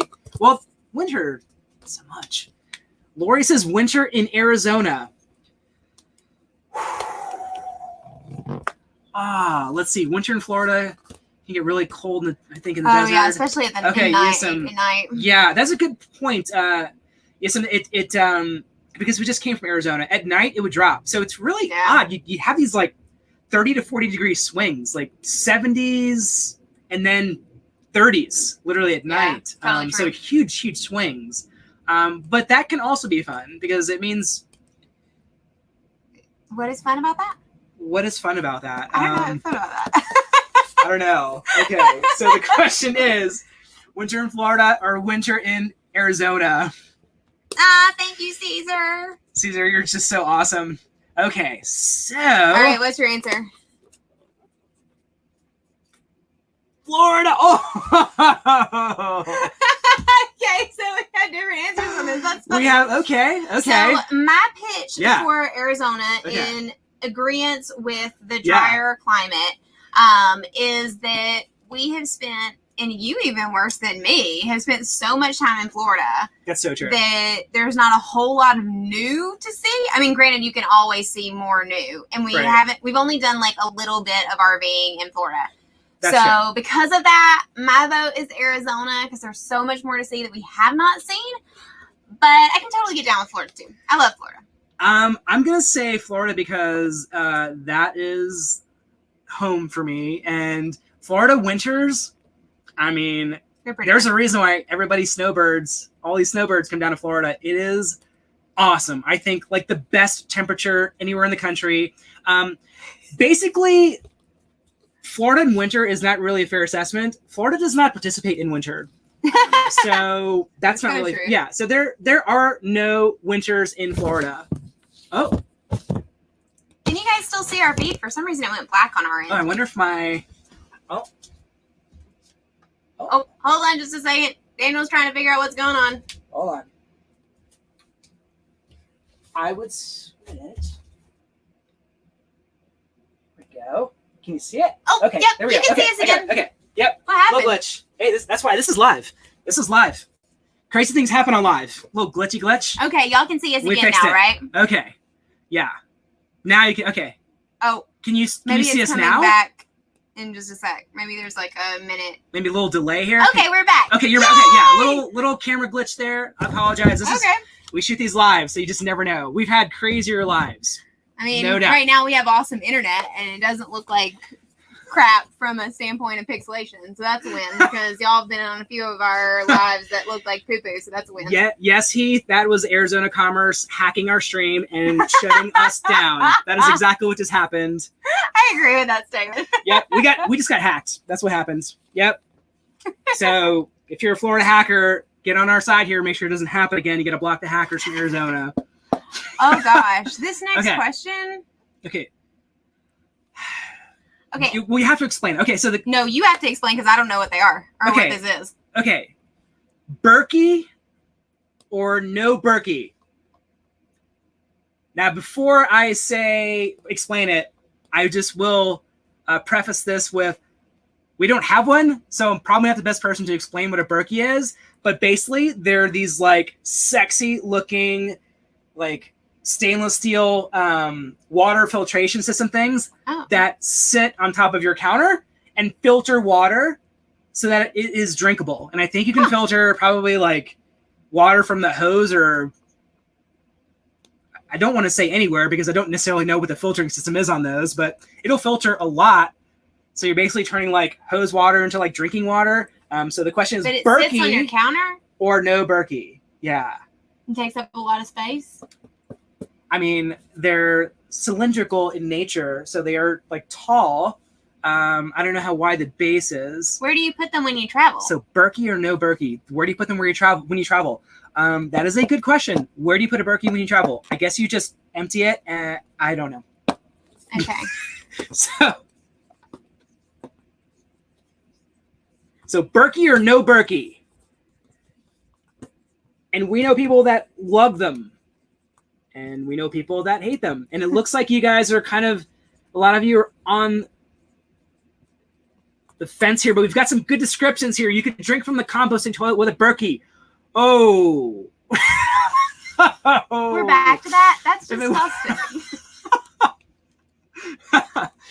So it does. Oh, so if it works by reverse osmosis, it's a win. Okay. Yeah. But it's wonderful. No. Want to try it? And you put it in the sink to travel, Malcolm? Okay. So think of it as a large, what is that, coffee unit? Like 30 cups big. That's pretty big. So it's like a huge. Oh, in the bathroom. I put our like decorations and stuff in a box in the bathroom when we travel. It's very convenient. So I would need to make room for it in there. And I'm assuming like everything else, you'd have to swap the filters out periodically as well. They're probably like carbon filters or multi-stage filtering system.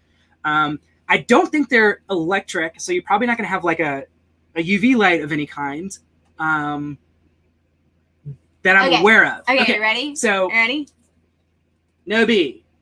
We just need a better water filtration system no matter what. Yeah. Because right now we have decreased our carbon footprint massively by moving into the Airstream. Yeah. Yes, Burke, you've had a lot of people. Christina. But we still use, so we get those big water jugs and we fill those up. Yeah. And like at the grocery store or whatever.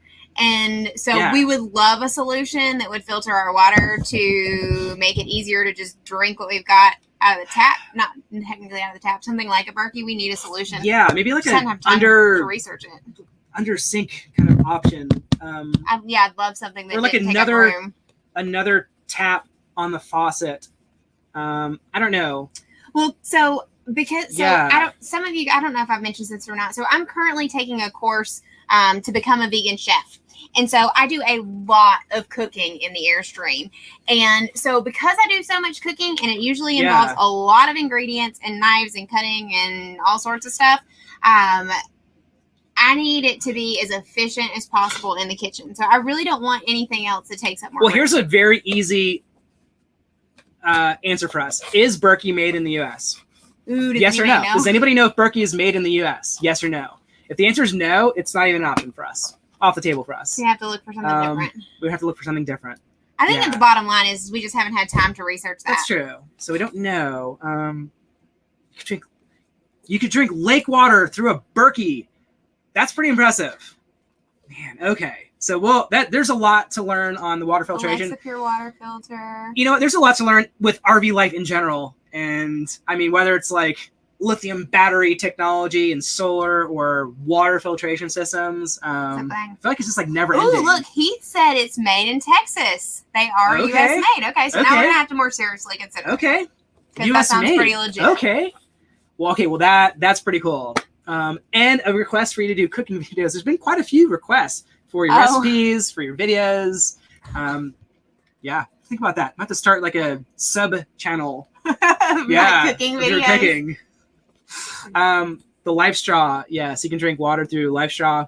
I have something similar to go hiking with as well. Yeah. Okay. So the next question is, would you rather, washer and dryer in your rig or laundromat? So washer and dryer in your rig or laundromat? That is the question. What would you rather, I guess, use or have? I don't think you get an answer to this question because you don't do laundry. That is true. So I guess. I guess what? No answer for Daniel. Hey, there you go. Not applicable for me. Okay, in the rig, laundry mat. Yeah. What are y'all's answers? But laundry mat. Yes, washer and dryer, laundry mat. In the rig if you can do it. Yep. Okay, those are like 50-50. Okay. Peter, in the rig. Bought a rig set up for a washer on purpose. Yeah.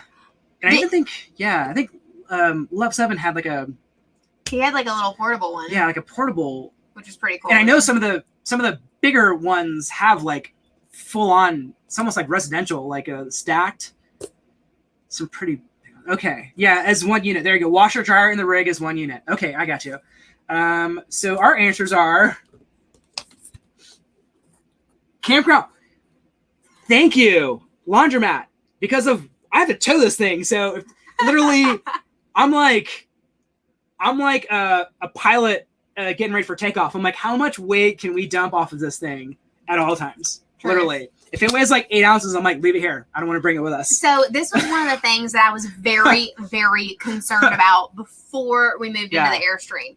Because for a couple reasons. A, I'm the one who's responsible for doing laundry. Sure. B, we have a lot of, because we don't have very many clothes, back to our minimalist lifestyle thing, a majority of the clothes that we do have, I hang dry them. So I was like, how am I going to do this if I don't have a washer and dryer in-house?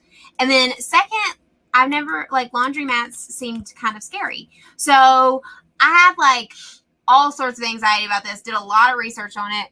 And then we didn't really make a decision on if we were going to buy one for the Airstream or not before we started. And so then immediately I started using the Campground laundry, and it was so freaking easy. Yeah. And honestly, from a time-saving perspective, it's wonderful because they always have a handful of washers and dryers. And if you go in at the right time, like off hours, then you can get all your laundry done at the exact same time. And then I just hang up whatever clothes here in the Airstream. And as long as it's warm outside, it's total pain in the butt when it's cold. Yeah. It dries in like a couple of hours and then I'm good to go. So I've never actually had to go to a laundromat since we started this adventure. Right. Because Campground Laundry has been super sufficient and fantastic. Now, granted, I do take advantage of it when we are camping close to friends and family and use their washer and dryer, because I do typically spend $30 to $40 on laundry a month. So that's the thing. Gina, welcome to our channel. This is the first time she's joining us on the channel. Oh, welcome! Yes. We're crazy. Awesome. Yeah, that's so true. Yeah, but we're happy you're here. we're so happy you're here. And you caught us on a live stream, so you get to see like us. This is the real us. Unfiltered. Raw. Real and nuts. This is as crazy as we are normally. Okay, so Michael says they've been using Campground Laundry for 18 years. Yeah, it's just so easy. Like, because it's so easy, and I've heard some horror stories about having the washer and dryer in your system. Or in your rig. I've heard that they can be really unreliable from a standpoint of like the same quality as what you would expect with like a residential washer and dryer, that apparently they don't do that great of a job on your clothes. But I mean, I'm sure some of them do. And we're back to that leakage thing. We've heard that the in-rig washers and dryers can have some problems from that standpoint. Okay, what are you doing? So Raw, we've been talking about poop. We're back to that again. Yeah, there's been a lot of poop conversation on the channel tonight. That's just normal for RV life. You can't talk about RV life. Well, if you're going to get into RV life, you need to be comfortable with poop conversations. It's just part of the journey. Or you'll get comfortable with it. One of the two. I'm so excited to hear that these Buc-ees are made in the United States. That's really, really cool. I did not know that. Yeah, I mean, the laundromat is just less that we have to carry. So, that being said, I mean, some of these like full on, I feel like triple slide out double decker rigs have like just like literally residential size washer and dryer. Yeah, they're just like residential, like the same washer and dryer we had. We at have home. seen a rig that's like so heavy, crazy. Yeah, no, seriously. Okay. Yeah, okay. Next question. Oh, this is a good one. Okay, this is going to be an interesting one. We need to know your answers. You ready? Air fryer or Instapot? I guess Instant Pot. Instapot. Instant Pot is the type, right? I think Instapot is the brand. But either way, y'all know what we mean. Air fryer or Instapot? Would you prefer an air fryer? If you had to choose one, is it going to be air fryer or Instapot? Lori, I loved the video where Daniel had to empty the black tanks too. I was so excited about shooting that. It was so much fun. Although I'm really sad that he didn't end up having to jump in the lake, because that would have just like made it 100 times better. I would have definitely jumped in the lake if poop sprayed everywhere. Like literally bolted right from the river and just dove in head first. It would have made the greatest video of all time. It would have been, probably better video content, but that's just how it played out. We had just gotten there. We hadn't hooked up any of the hoses, and Lauren filled the tank. So I didn't have a lot of options if I wanted to shower that day. I had to dump after my long run, and I was tired and came back to the Airstream. Yeah. Somebody filled the tank up. Took one of those, what we call now Hollywood showers. Right? Long extended shower. Okay. So we've got Instapot and we've got both. Okay. I'm real interested, Malcolm, in that ninja combo you and Heath are talking about, because that sounds pretty freaking epic. I didn't even know both was an option. I didn't know it was a thing either. Ooh, okay. So our convection microwave has an air fryer feature. Did not know that. Are you serious? We need to Google that. Gosh, I mean, I feel like it's kind of like when you get a cell phone and it has a million features. That's kind of like this RV. Yeah, that's true. Like, we're finding out all the time about things that it does that we just didn't really know. Yes, we could read the 5 million manuals that come with it. Because literally, when you pick up your Airstream, you get like a book of like 5 million manuals. Oh. You could read them. Yep. Okay. Ready. So, Instapot or air fryer? Which apparently we already have. Which apparently we have as part of the microwave. Well, so when we first took off on our Airstream adventure, we brought our Instapot along with us. Yeah. But I think if you don't use an Instapot at home, you're probably not going to use an Instapot on the road. We carried that damn thing around for months. That And Instant never Pot, used and never it. use it. And I think because at the time we were eating out a lot at the time. Yeah. So now that we're eating in more, I think we would probably use it more often. But again, that's weight, and we carried it around the whole time and never used it. An air fryer, you can make like things too. So, and I'm with you, Peter, on air frying from a standpoint of like the healthier sweet treat stuff. That's the reason I'm super interested in it. I've never worked with one, and I think it'd be fun. But now that I know that our microwave apparently has that feature, I'm gonna be Googling that. There's an air fryer. Man, seriously, like we've got to learn about this rig here. We're 7 months, 8 months in. I know. I mean, it's just like we're learning new things about it all the time. True. And we used to use a crock pot all the time before we got on this adventure. Well, we used to use our crock pot a lot before we pots. became vegetarian. Okay, that's fair. So since that came to fruition, we kind of stopped using it. That's a good but not because I think you yeah. can't make vegetarian meals. There's tons of good stuff you can do with it. Yeah. Just haven't gotten into it. That's a good point. Yeah, that's a good point. Okay, so the next question is, are you a planner or are you more spontaneous? I don't think we even have to write down our answer. Y'all know the answer to this about us. Would you consider yourself a planner or would you consider yourself spontaneous? You could say as it relates to RV travel, but I don't really think there's a difference. This doesn't really matter. So are you spontaneous or are you a planner?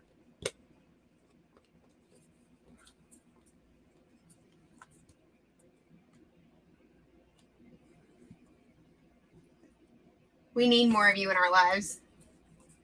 The planners of you. Malcolm, depends on my mood. Yes. I agree with that wholeheartedly. David, planner. Michael, planners here.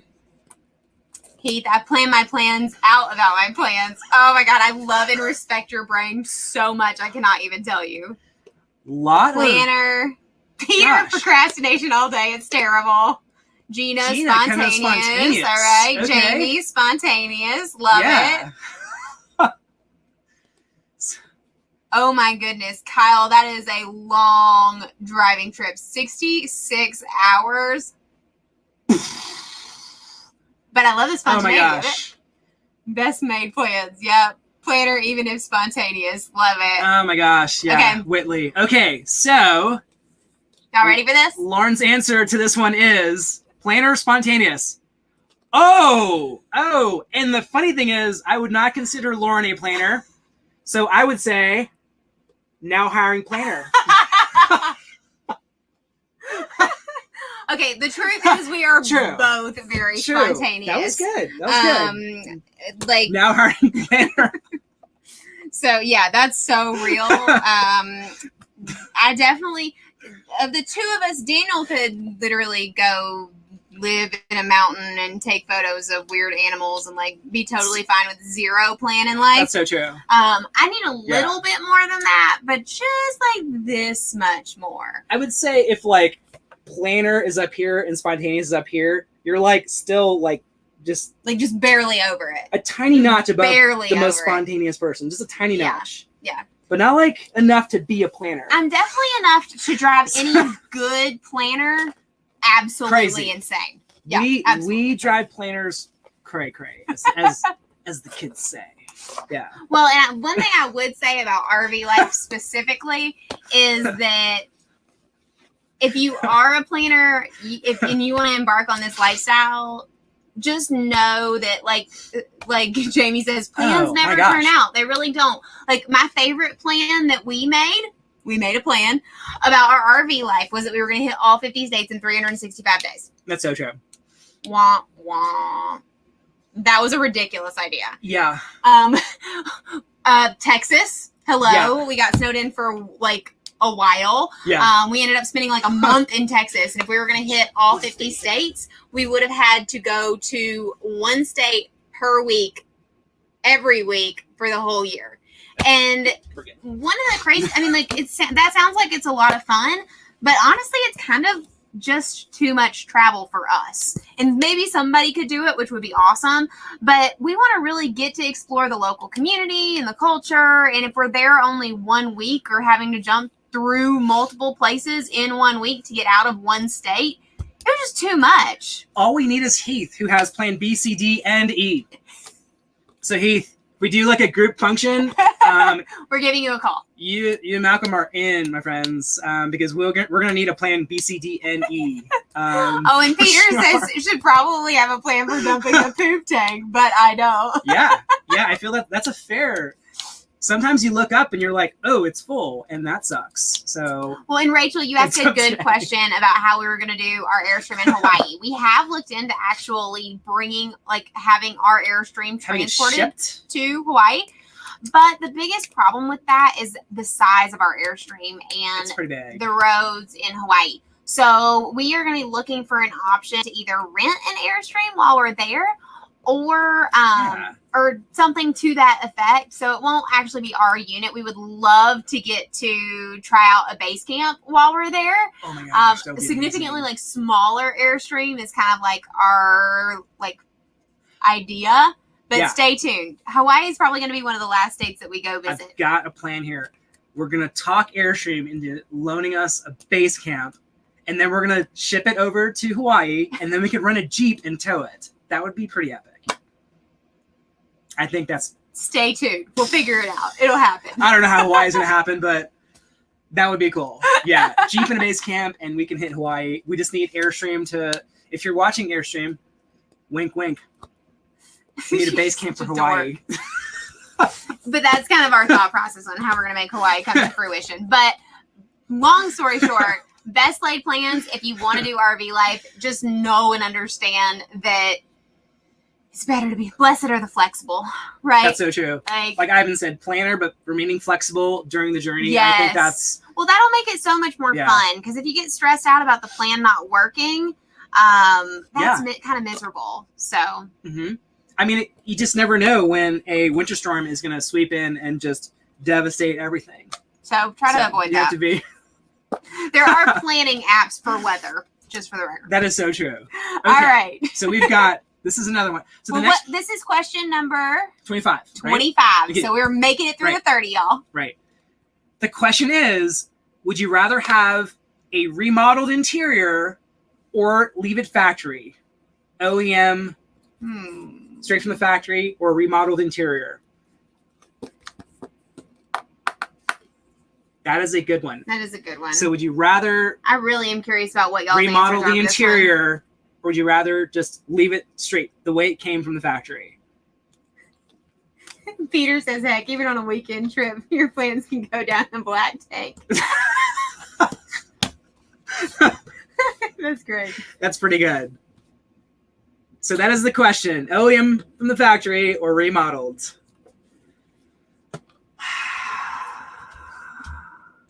Oh, vintage 1984.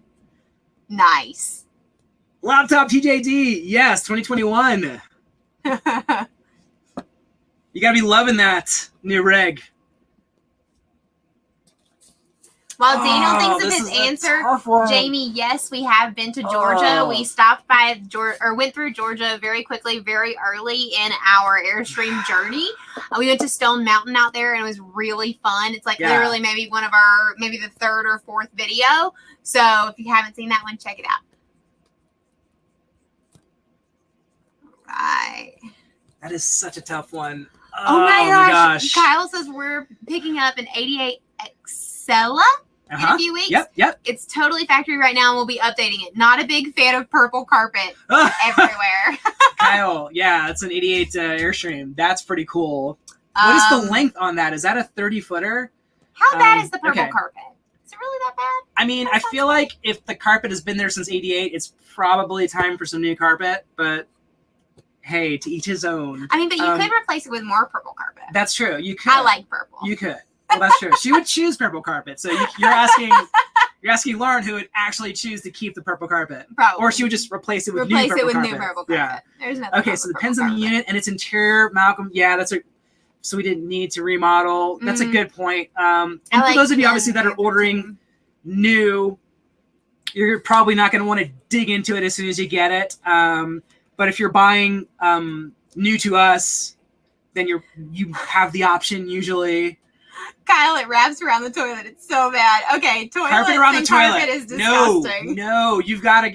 That couldn't be worse than an RV. I never quite understood why you had the wraparound carpets around toilets ever. That's a horrible idea. It's a catch-all for what's yours? People who stand up and pee. Oh, you and Ken are on the It's same not page. good. Okay, so who's that? Oh, Ken? Okay. Yeah. Oh, there we go. Okay. OEM with mods. I don't think I was a huge car guy in the 90s. Like, yes, like Fast and Furious, modifying cars, driving around, zipping around. So I always had to modify things. And even though this came straight from the factory, I am so looking forward to modifying it. So for me, it's OEM because it's factory covered by the factory warranty with modifications. Well, and I would say OEM because, I mean, it would be so fun. We've seen so many of the videos on YouTube about the remodels, and they're amazing. Daniel and I, if we were to take on a remodel of a rig, we would have to learn so much. It would be insane. And we have some friends who have a remodeled rig, and it's beautiful inside, but there are all sorts of little, like, random weird stuff about it that I don't think we're ready to, like, if we had a remodeling channel, we would probably lose half of you on our journey before we ever finish building it, because it would take like a decade. So like your kids would be new subscribers by the time we finally figured out how to fully restore an Airstream. Literally, you're like, oh, well, I grew up watching these guys restore their Airstream 15 years ago, and they're still working on it. They're still working on their Airstream. That would be so us. That's literally. hilarious. Yeah, like this week, replacing a taillight. Next week, figuring out how to replace a taillight. Week number 3, still on the taillight. Yeah, that would be us. Trying to figure out how to make the taillight turn on. I know, like that would be our channel for Airstream remodeling. Like that probably would be pretty entertaining.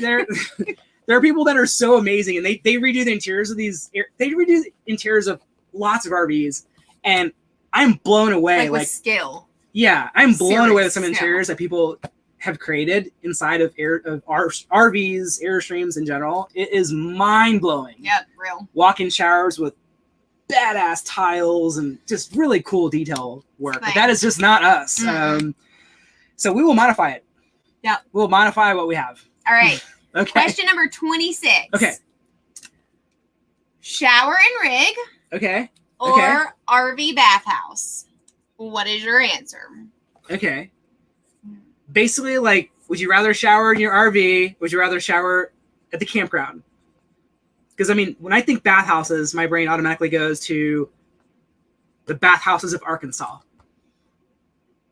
Hot Springs, Arkansas. Oh, that's a thing. Like, that's what I think of when I think of bathhouses. Okay, like the Hot Springs of Arkansas. I'm like, well, that's obviously going to do that. That's epic. Hot Springs of Arkansas was fun. All right. Write your answer. That is a good question. I'm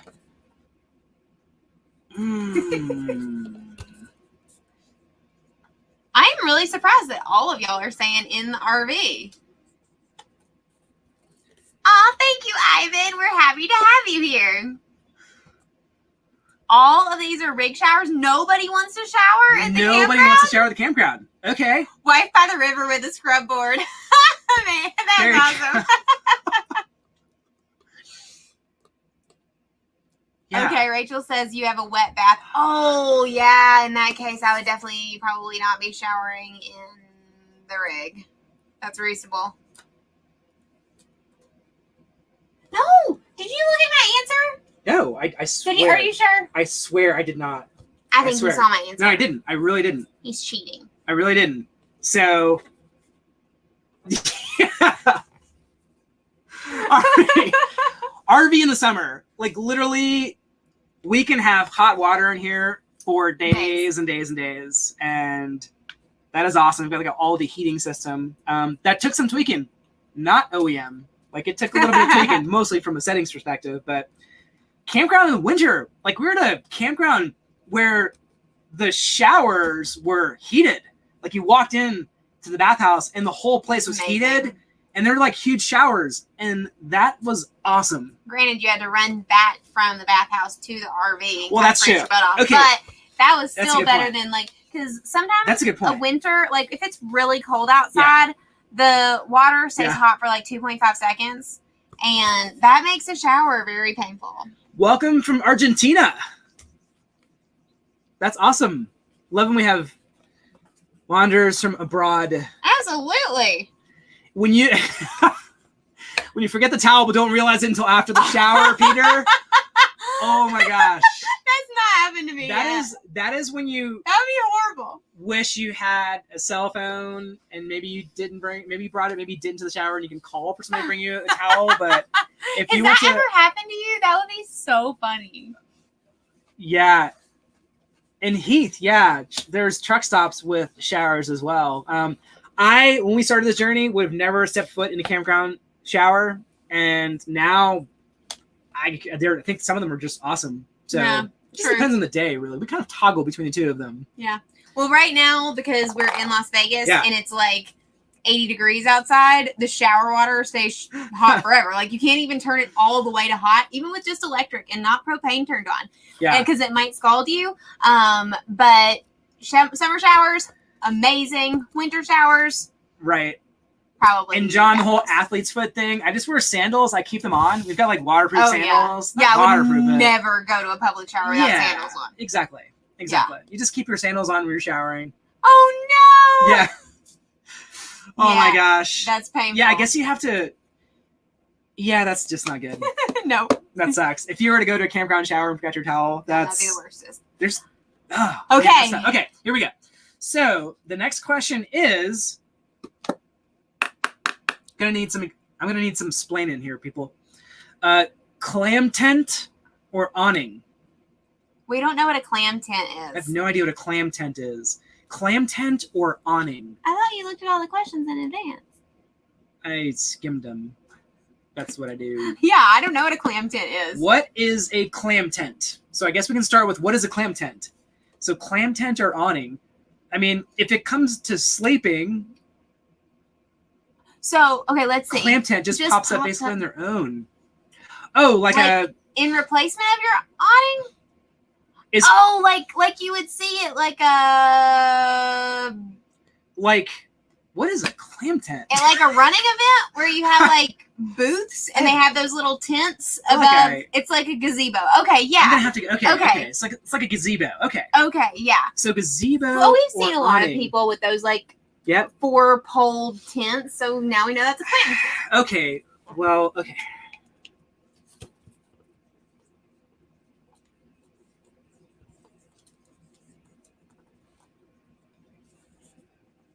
Ooh, I've seen those screens that you can put down on your awning. Those are really neat. Like the base camp has a tent that hooks to the door. Oh, I didn't know that. I don't think I've ever seen that. Clam tent equals no bugs. Oh, so does it have like clear mesh stuff? We're gonna have to Google this, obviously. Okay. So we've got I'm clam gonna say awning. tent equals no bugs, awning. I think I'd like a clam under my awning for bug protection. Okay, has mesh walls. That's the Okay. word I was thinking Okay. of that I couldn't come up with. Yeah. Okay. So I said awning. okay, I love the awning. and I said clam because it is cheaper to replace in wind. And for those of you that saw one of the videos we shot in the first week, we lost the awning. The whole damn thing broke, and I feel like a clam would be a lot cheaper to replace. Oh, I'm sure that that's true. And if you have not seen the video where we accidentally lose the awning, it's our video where Daniel runs a marathon in the Smoky Mountains, which is a very fun one. Yeah. But I think it's where we went hiking, right? We went hiking and came back to it. yeah, I think it's in both of those videos. That's when we were in the Smokies. We went hiking and came. When we were on top of the mountain, there was a rogue storm that came through, and it started raining. But we were on top of the mountain. Yeah, I killed it. So we came back, and unfortunately, the awning, RIP, was done. Yeah. It was done. We had to have it removed. And it's before we fully could drive electric, away. so it was not cheap. It was not. Good thing we had insurance. Yeah. Okay. This is a really, really good question. Would you rather move weekly or move monthly? Move weekly or move monthly? You're out there, you're exploring, this big old great world in your RV or tent or whatever it is that you have, are you moving weekly or monthly?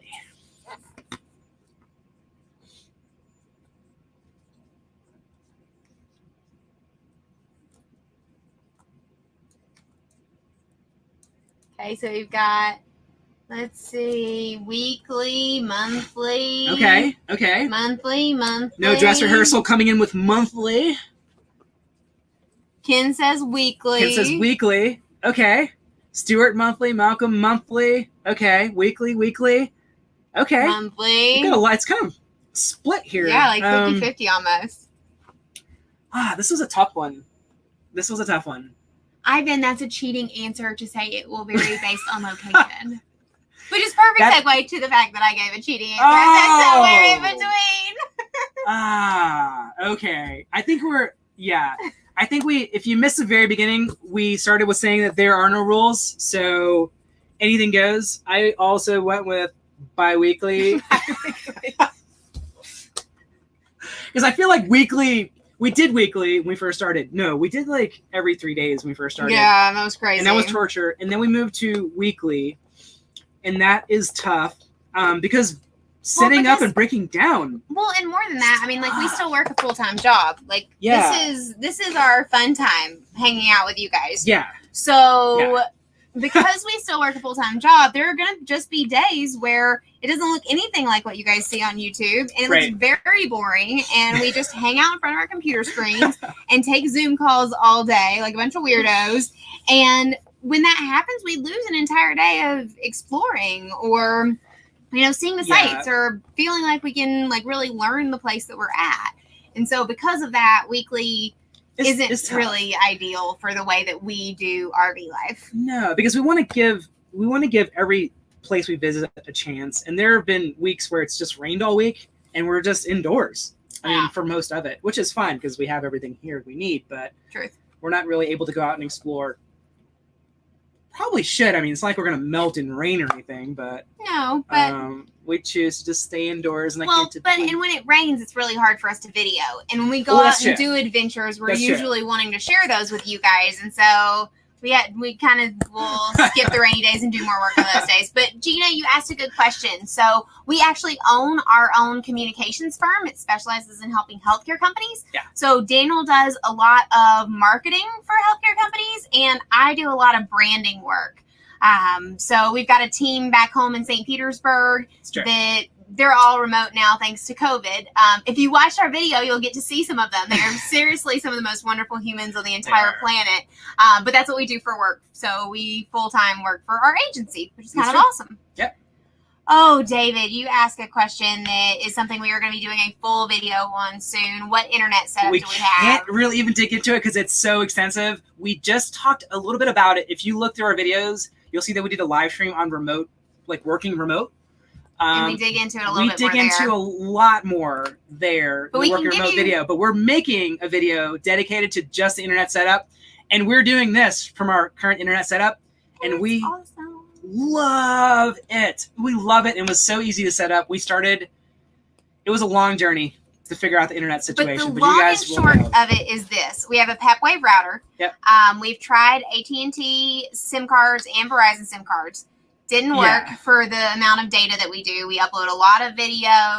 We do lives like this. We need a lot of bandwidth for work. Yep. So we have a router now that has a SIM card from a company called Bix Wireless. Mm-hmm. They're a family-owned, U.S.-based company. Out of Tennessee. Tennessee. Not preferential at all. But they were able to help us get a really, truly unlimited SIM card. It has been a game changer for us. So we're going to do a full video about the setup and how it works and kind of what we went through and what didn't work and what we've got working now and how it's working for us. But we absolutely love it. So if you are in desperate need, they literally will ship you a SIM card in 24 hours, which is kind of amazing, and can solve all of your internet woes. So stay tuned on that. We are going to do a live with the owner as well so that he can answer some of the more complex questions, because hands down, the reason we decided to go with their company is because he was the very first person who actually could explain why RV internet is so freaking challenging to us in human speak. So we'll be doing that in the next month or so. And I think one of my favorite things about Steve is the owner of Bix Wireless. He's an RVer. Like, he has an RV. He's not one of those people that just like is like selling cellular service. He is an RVer. So he knows what it's like to get out in these like remote areas where you're struggling with bandwidth, or even if you're in a big city and you've capped all your data and you have, you're just done. I mean, because we've done that. We have regular accounts and business accounts because of what we do, and we have to stay plugged in at all times. So lack of internet was never an option for us. For us, it's a business expense. So we literally were able to spend whatever it is that we needed to spend to make it work. Ultimately, the solution we found was a lot cheaper than even when we started. We started them on the most expensive path and then settled in on what actually worked, which is not that. So stay tuned. More good stuff coming about that because we freaking love our internet setup, which is awesome. That's so true. All right. Okay. Let's see. Where are we at from our standpoint of our we are questions? We said move weekly or monthly. Okay, so everybody gave us answers on that one, and it was like an image. Man, that literally rolls right perfectly into the next one. Oh, well, the next question is hotspot in the rig or RV park Wi-Fi. Okay, what would you guys answer to that? Hotspot in the internet. Hotspot in your RV. I guess hotspot is just cellular connectivity in your RV or leveraging the campground Wi-Fi. That's the silliest question I think on this whole list. Any of you who actually, Michael, yes, because of the type of router that we have the redundancies in place. So we have like the different SIM card setups, and then Campground is like third on the list, honestly. It's kind of like the fail safe. So we'll use the Campground internet. I mean, every once in a while it'll be solid. Occasionally Campground internet is good. Smoke signals would be better than Campground Wi-Fi. Yes. Most often that's very true. That is true like 99% of the time. I think we can share this. Yeah, we can show this. Hotspot and rig we can't have downtime. No. So that's why we needed something with redundancies so that if one failed, it just rolled over to the next one. Yep. Gino, we're right there with you. We have to have it for work. We don't have a choice.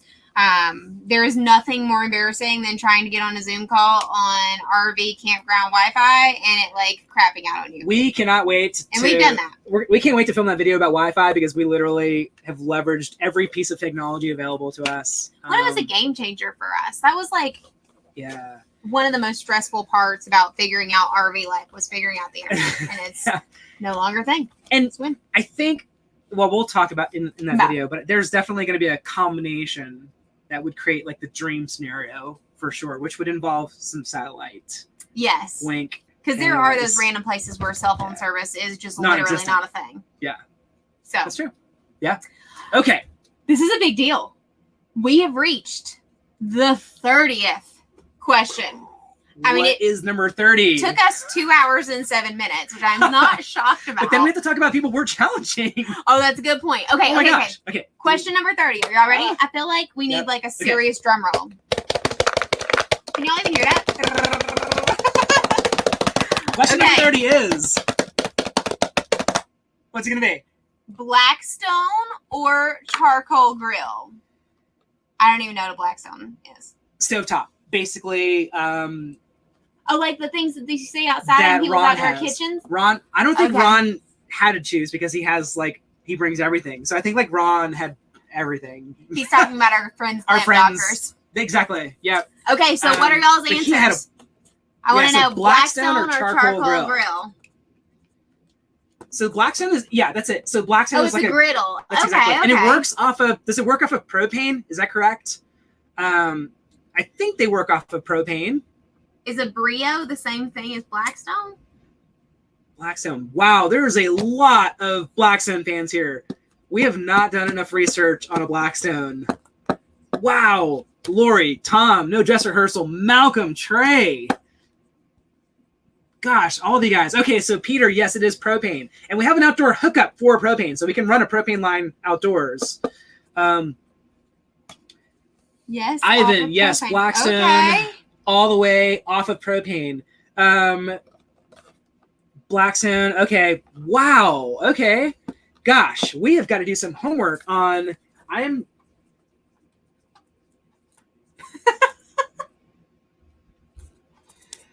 am going to mix it up a little bit, and I'm going to tell you why. Electric. I'm going to go charcoal. I would fancy myself as a grill master, like Steven Reichland, if you guys have followed any of his stuff. He's like the ultimate grill master. He's probably on like public television. I grew up watching him. He's like literally like the... So you like the taste of charcoal? I like the taste of charcoal. I like using like wood charcoal, not like charcoal cubes, not charcoal cubes, but I like the wood charcoal. I like the smell of charcoal. True story. Okay, so here's the story. Growing up, my mom sort of owned the kitchen, and every Thanksgiving she would make turkey in the oven, and I hated turkey. I thought it was absolutely repulsive. And I wanted to come up with a way to make turkey interesting again. And literally the first thing I did was I grilled my first turkey. And then the next year I fried the Thanksgiving turkey. And lo and behold, 5 to 10 years later, I was throwing an annual turkey bash, and I was making in upwards of 20 turkeys outdoors. And I was hosting these like huge parties with hundreds of people. And I would like rent tents and tables and seating, and everybody would come for my turkeys. And I would grill them, fry them. I would roast them in like roasting boxes. They're called like la cajachinas. I would smoke them. I had like a Weber smoker. So I just love all of the stuff outside, like outdoor cooking. And But now we're vegetarian. yeah, now we don't. So we're with you, Bruce. we're when we cook at home, I cook vegan. So that's probably why we haven't done much research on that. But we're gonna have to look into this, because I'm pretty sure there are probably a lot of different ways that I can cook with that. I just don't. Chris, even welcome. Welcome, Chris. And hey, Adam, thanks for joining us. Yes. All right, so now we know we need to Fried look into a turkey Blackstone, because apparently that's a really big deal. Okay, so the big green egg, I have a question about that. That thing is heavy as hell, right? I mean, where do you put it? That thing has to be heavy. Need for a toy hauler. And that's true. That's so Gina, true. are you sure you're vegan? It depends on the day. We definitely call it vegetarian. If I had my way, I would eat 100% vegan. But it's really difficult to do that on the road. Sometimes the only vegetarian options have cheese, especially if I can't cook myself. So if you're out and about, I mean, you can order things, but sometimes people look at you like you have 3 heads. Ooh, yes, ungrilled veggies on that Yeah. Malcolm. That sounds amazing. We're really going to look into that. That sounds awesome. Yeah. I think if it was like gosh, everybody loves that. We're going to have to look into that Blackstone. Yeah. I hope it's not heavy. Is it heavy? Is it like the size of a huge, I don't know. I'm all about weight. That's probably the biggest thing. That's why we don't have a charcoal grill either. Just don't want to add the extra weight. That's true. Oh, man. Okay. Okay, well, I don't know about you guys, but this was really fun. Seriously. we love hearing y'all's answers. Yeah, I agree, Peter. The green egg is probably the best thing ever. We have a truck bed cover, but I think yeah. I don't think it would fit. There's our truck, we really need to clean out our truck bad. A bunch of y'all have asked us to do a video about the truck, and the only reason that we haven't yet is because of how bad we need to like clean the darn thing. So we're gonna get around to that eventually. We just have to like organize it first, because it's a little bit of a mess.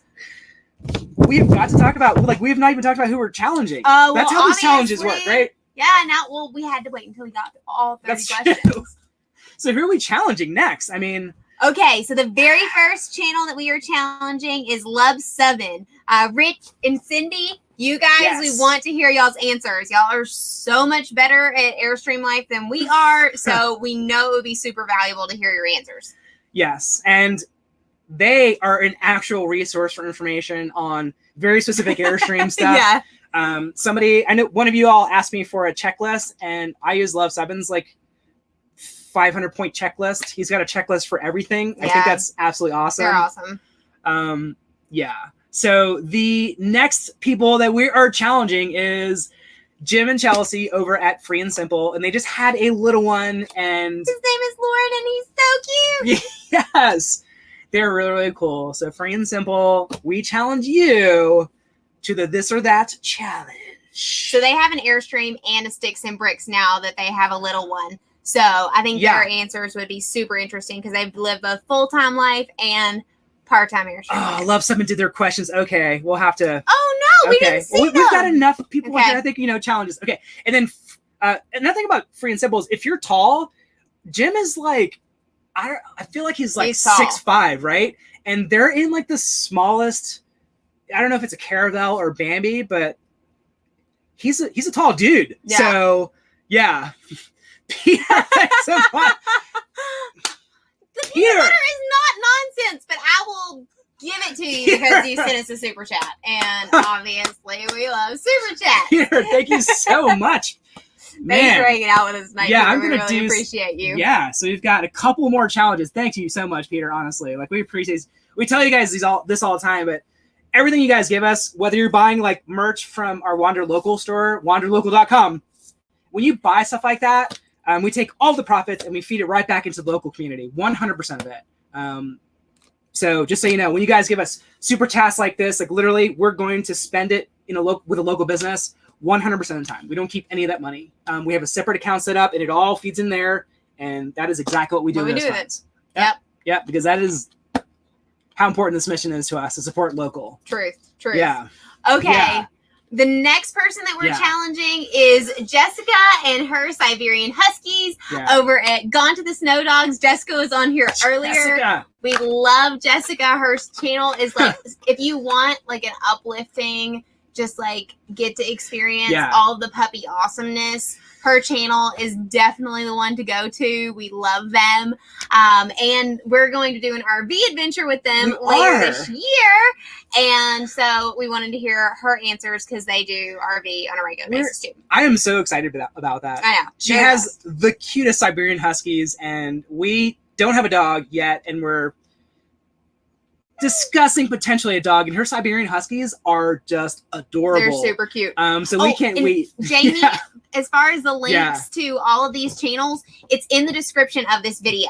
So you can click directly there and you can go and see all of these channels, because these channels, the ones that we're challenging, are ones that we really, really, truly love and binge watch like a bunch of weirdos on a regular. So they're really, really awesome. Gift for Daniel's bikini. Yes. It's called, I guess if I were to wear a bikini, it would be called a mankini. Kind of like Borat. I feel like it would have to have like an American flag. It would have to be a huge challenge. It would have to be an American flag mankini. Yeah, or like a mankini, like a Speedo, like American Speedo. That's what happened one of these days. Who's our next challenge? Our next challenge is Matt at Matt's RV Reviews. And he jumped on our live chat last week and threw us a super chat, and he's doing some really cool stuff in the RV world. And we appreciate that. We heard that he supports a lot of RVers and a lot of RV YouTubers. So, Matt, consider yourself challenged, my friend. And last but not least, this one is mine because they may be my personal favorite YouTube RV channel, is the RV Odd Couple with John and Mercedes, because they just crack me up. Like, they've also talked about poop. I can just imagine that we would be really good friends with them. They're so real. Yeah. They've been doing this a while. They're really smart about RVing. And so true. I feel like we would not only laugh our butts off at their answers to these questions, but just really have a lot to learn from them because they're awesome. I feel like, honestly, all of these people, I would love to just do a collaboration with all of them. We're going to do a collaboration with Jessica, Gone to the Snow Dogs, and Love 7, actually, we're doing a collaboration at the Airstream rally in, apparently you said it right, and I did not. Lebanon. You said Lebanon. Lebanon. And I said Lebanon. Oh, don't say that. Okay, is that like not a thing? Yeah, no, that's not. Okay, so if you're from Tennessee, it's not Lebanon, it's Lebanon. Lebanon. Yeah, that's the Airstream rally in July. John, Beyond Burgers, and they also have Impossible Burgers. Huge fan. That is exactly what we ate. What was that called? Slutty Vegan. This last video in Atlanta. We did a lot of traveling this past week. A lot. We were just probably how we ended up sick. Exactly. That's exactly how we got sick. Cool. So that is our this and or that challenge, and we appreciate it very much that y'all joined us and y'all taught us some stuff as we shared our goofy RV knowledge and experience. Yes, and we love all of you, and as we continually say, get out there and wander in your own local communities and explore.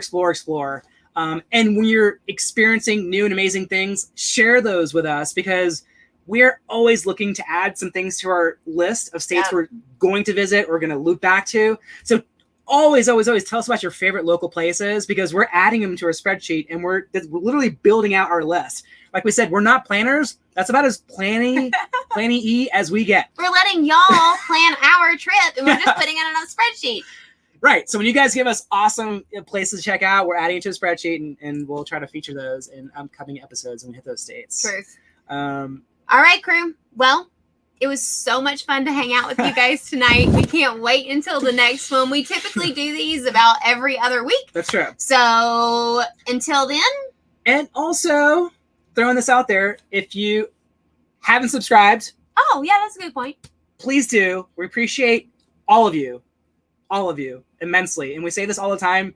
We would not be here without you guys. We value everybody. We value every comment, every like, everything, every engagement. And we love talking to you guys, either in live chats or offline as well. But apparently we're really bad at asking people to actually subscribe to our channel.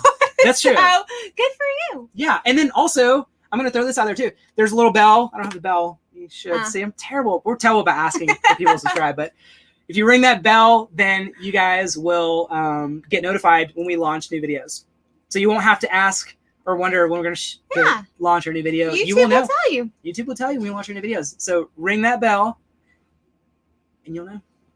All right, guys. Until then, y'all are awesome. Wanderlocal this week. It's good for the soul. Bye, guys. Have a good week, everybody.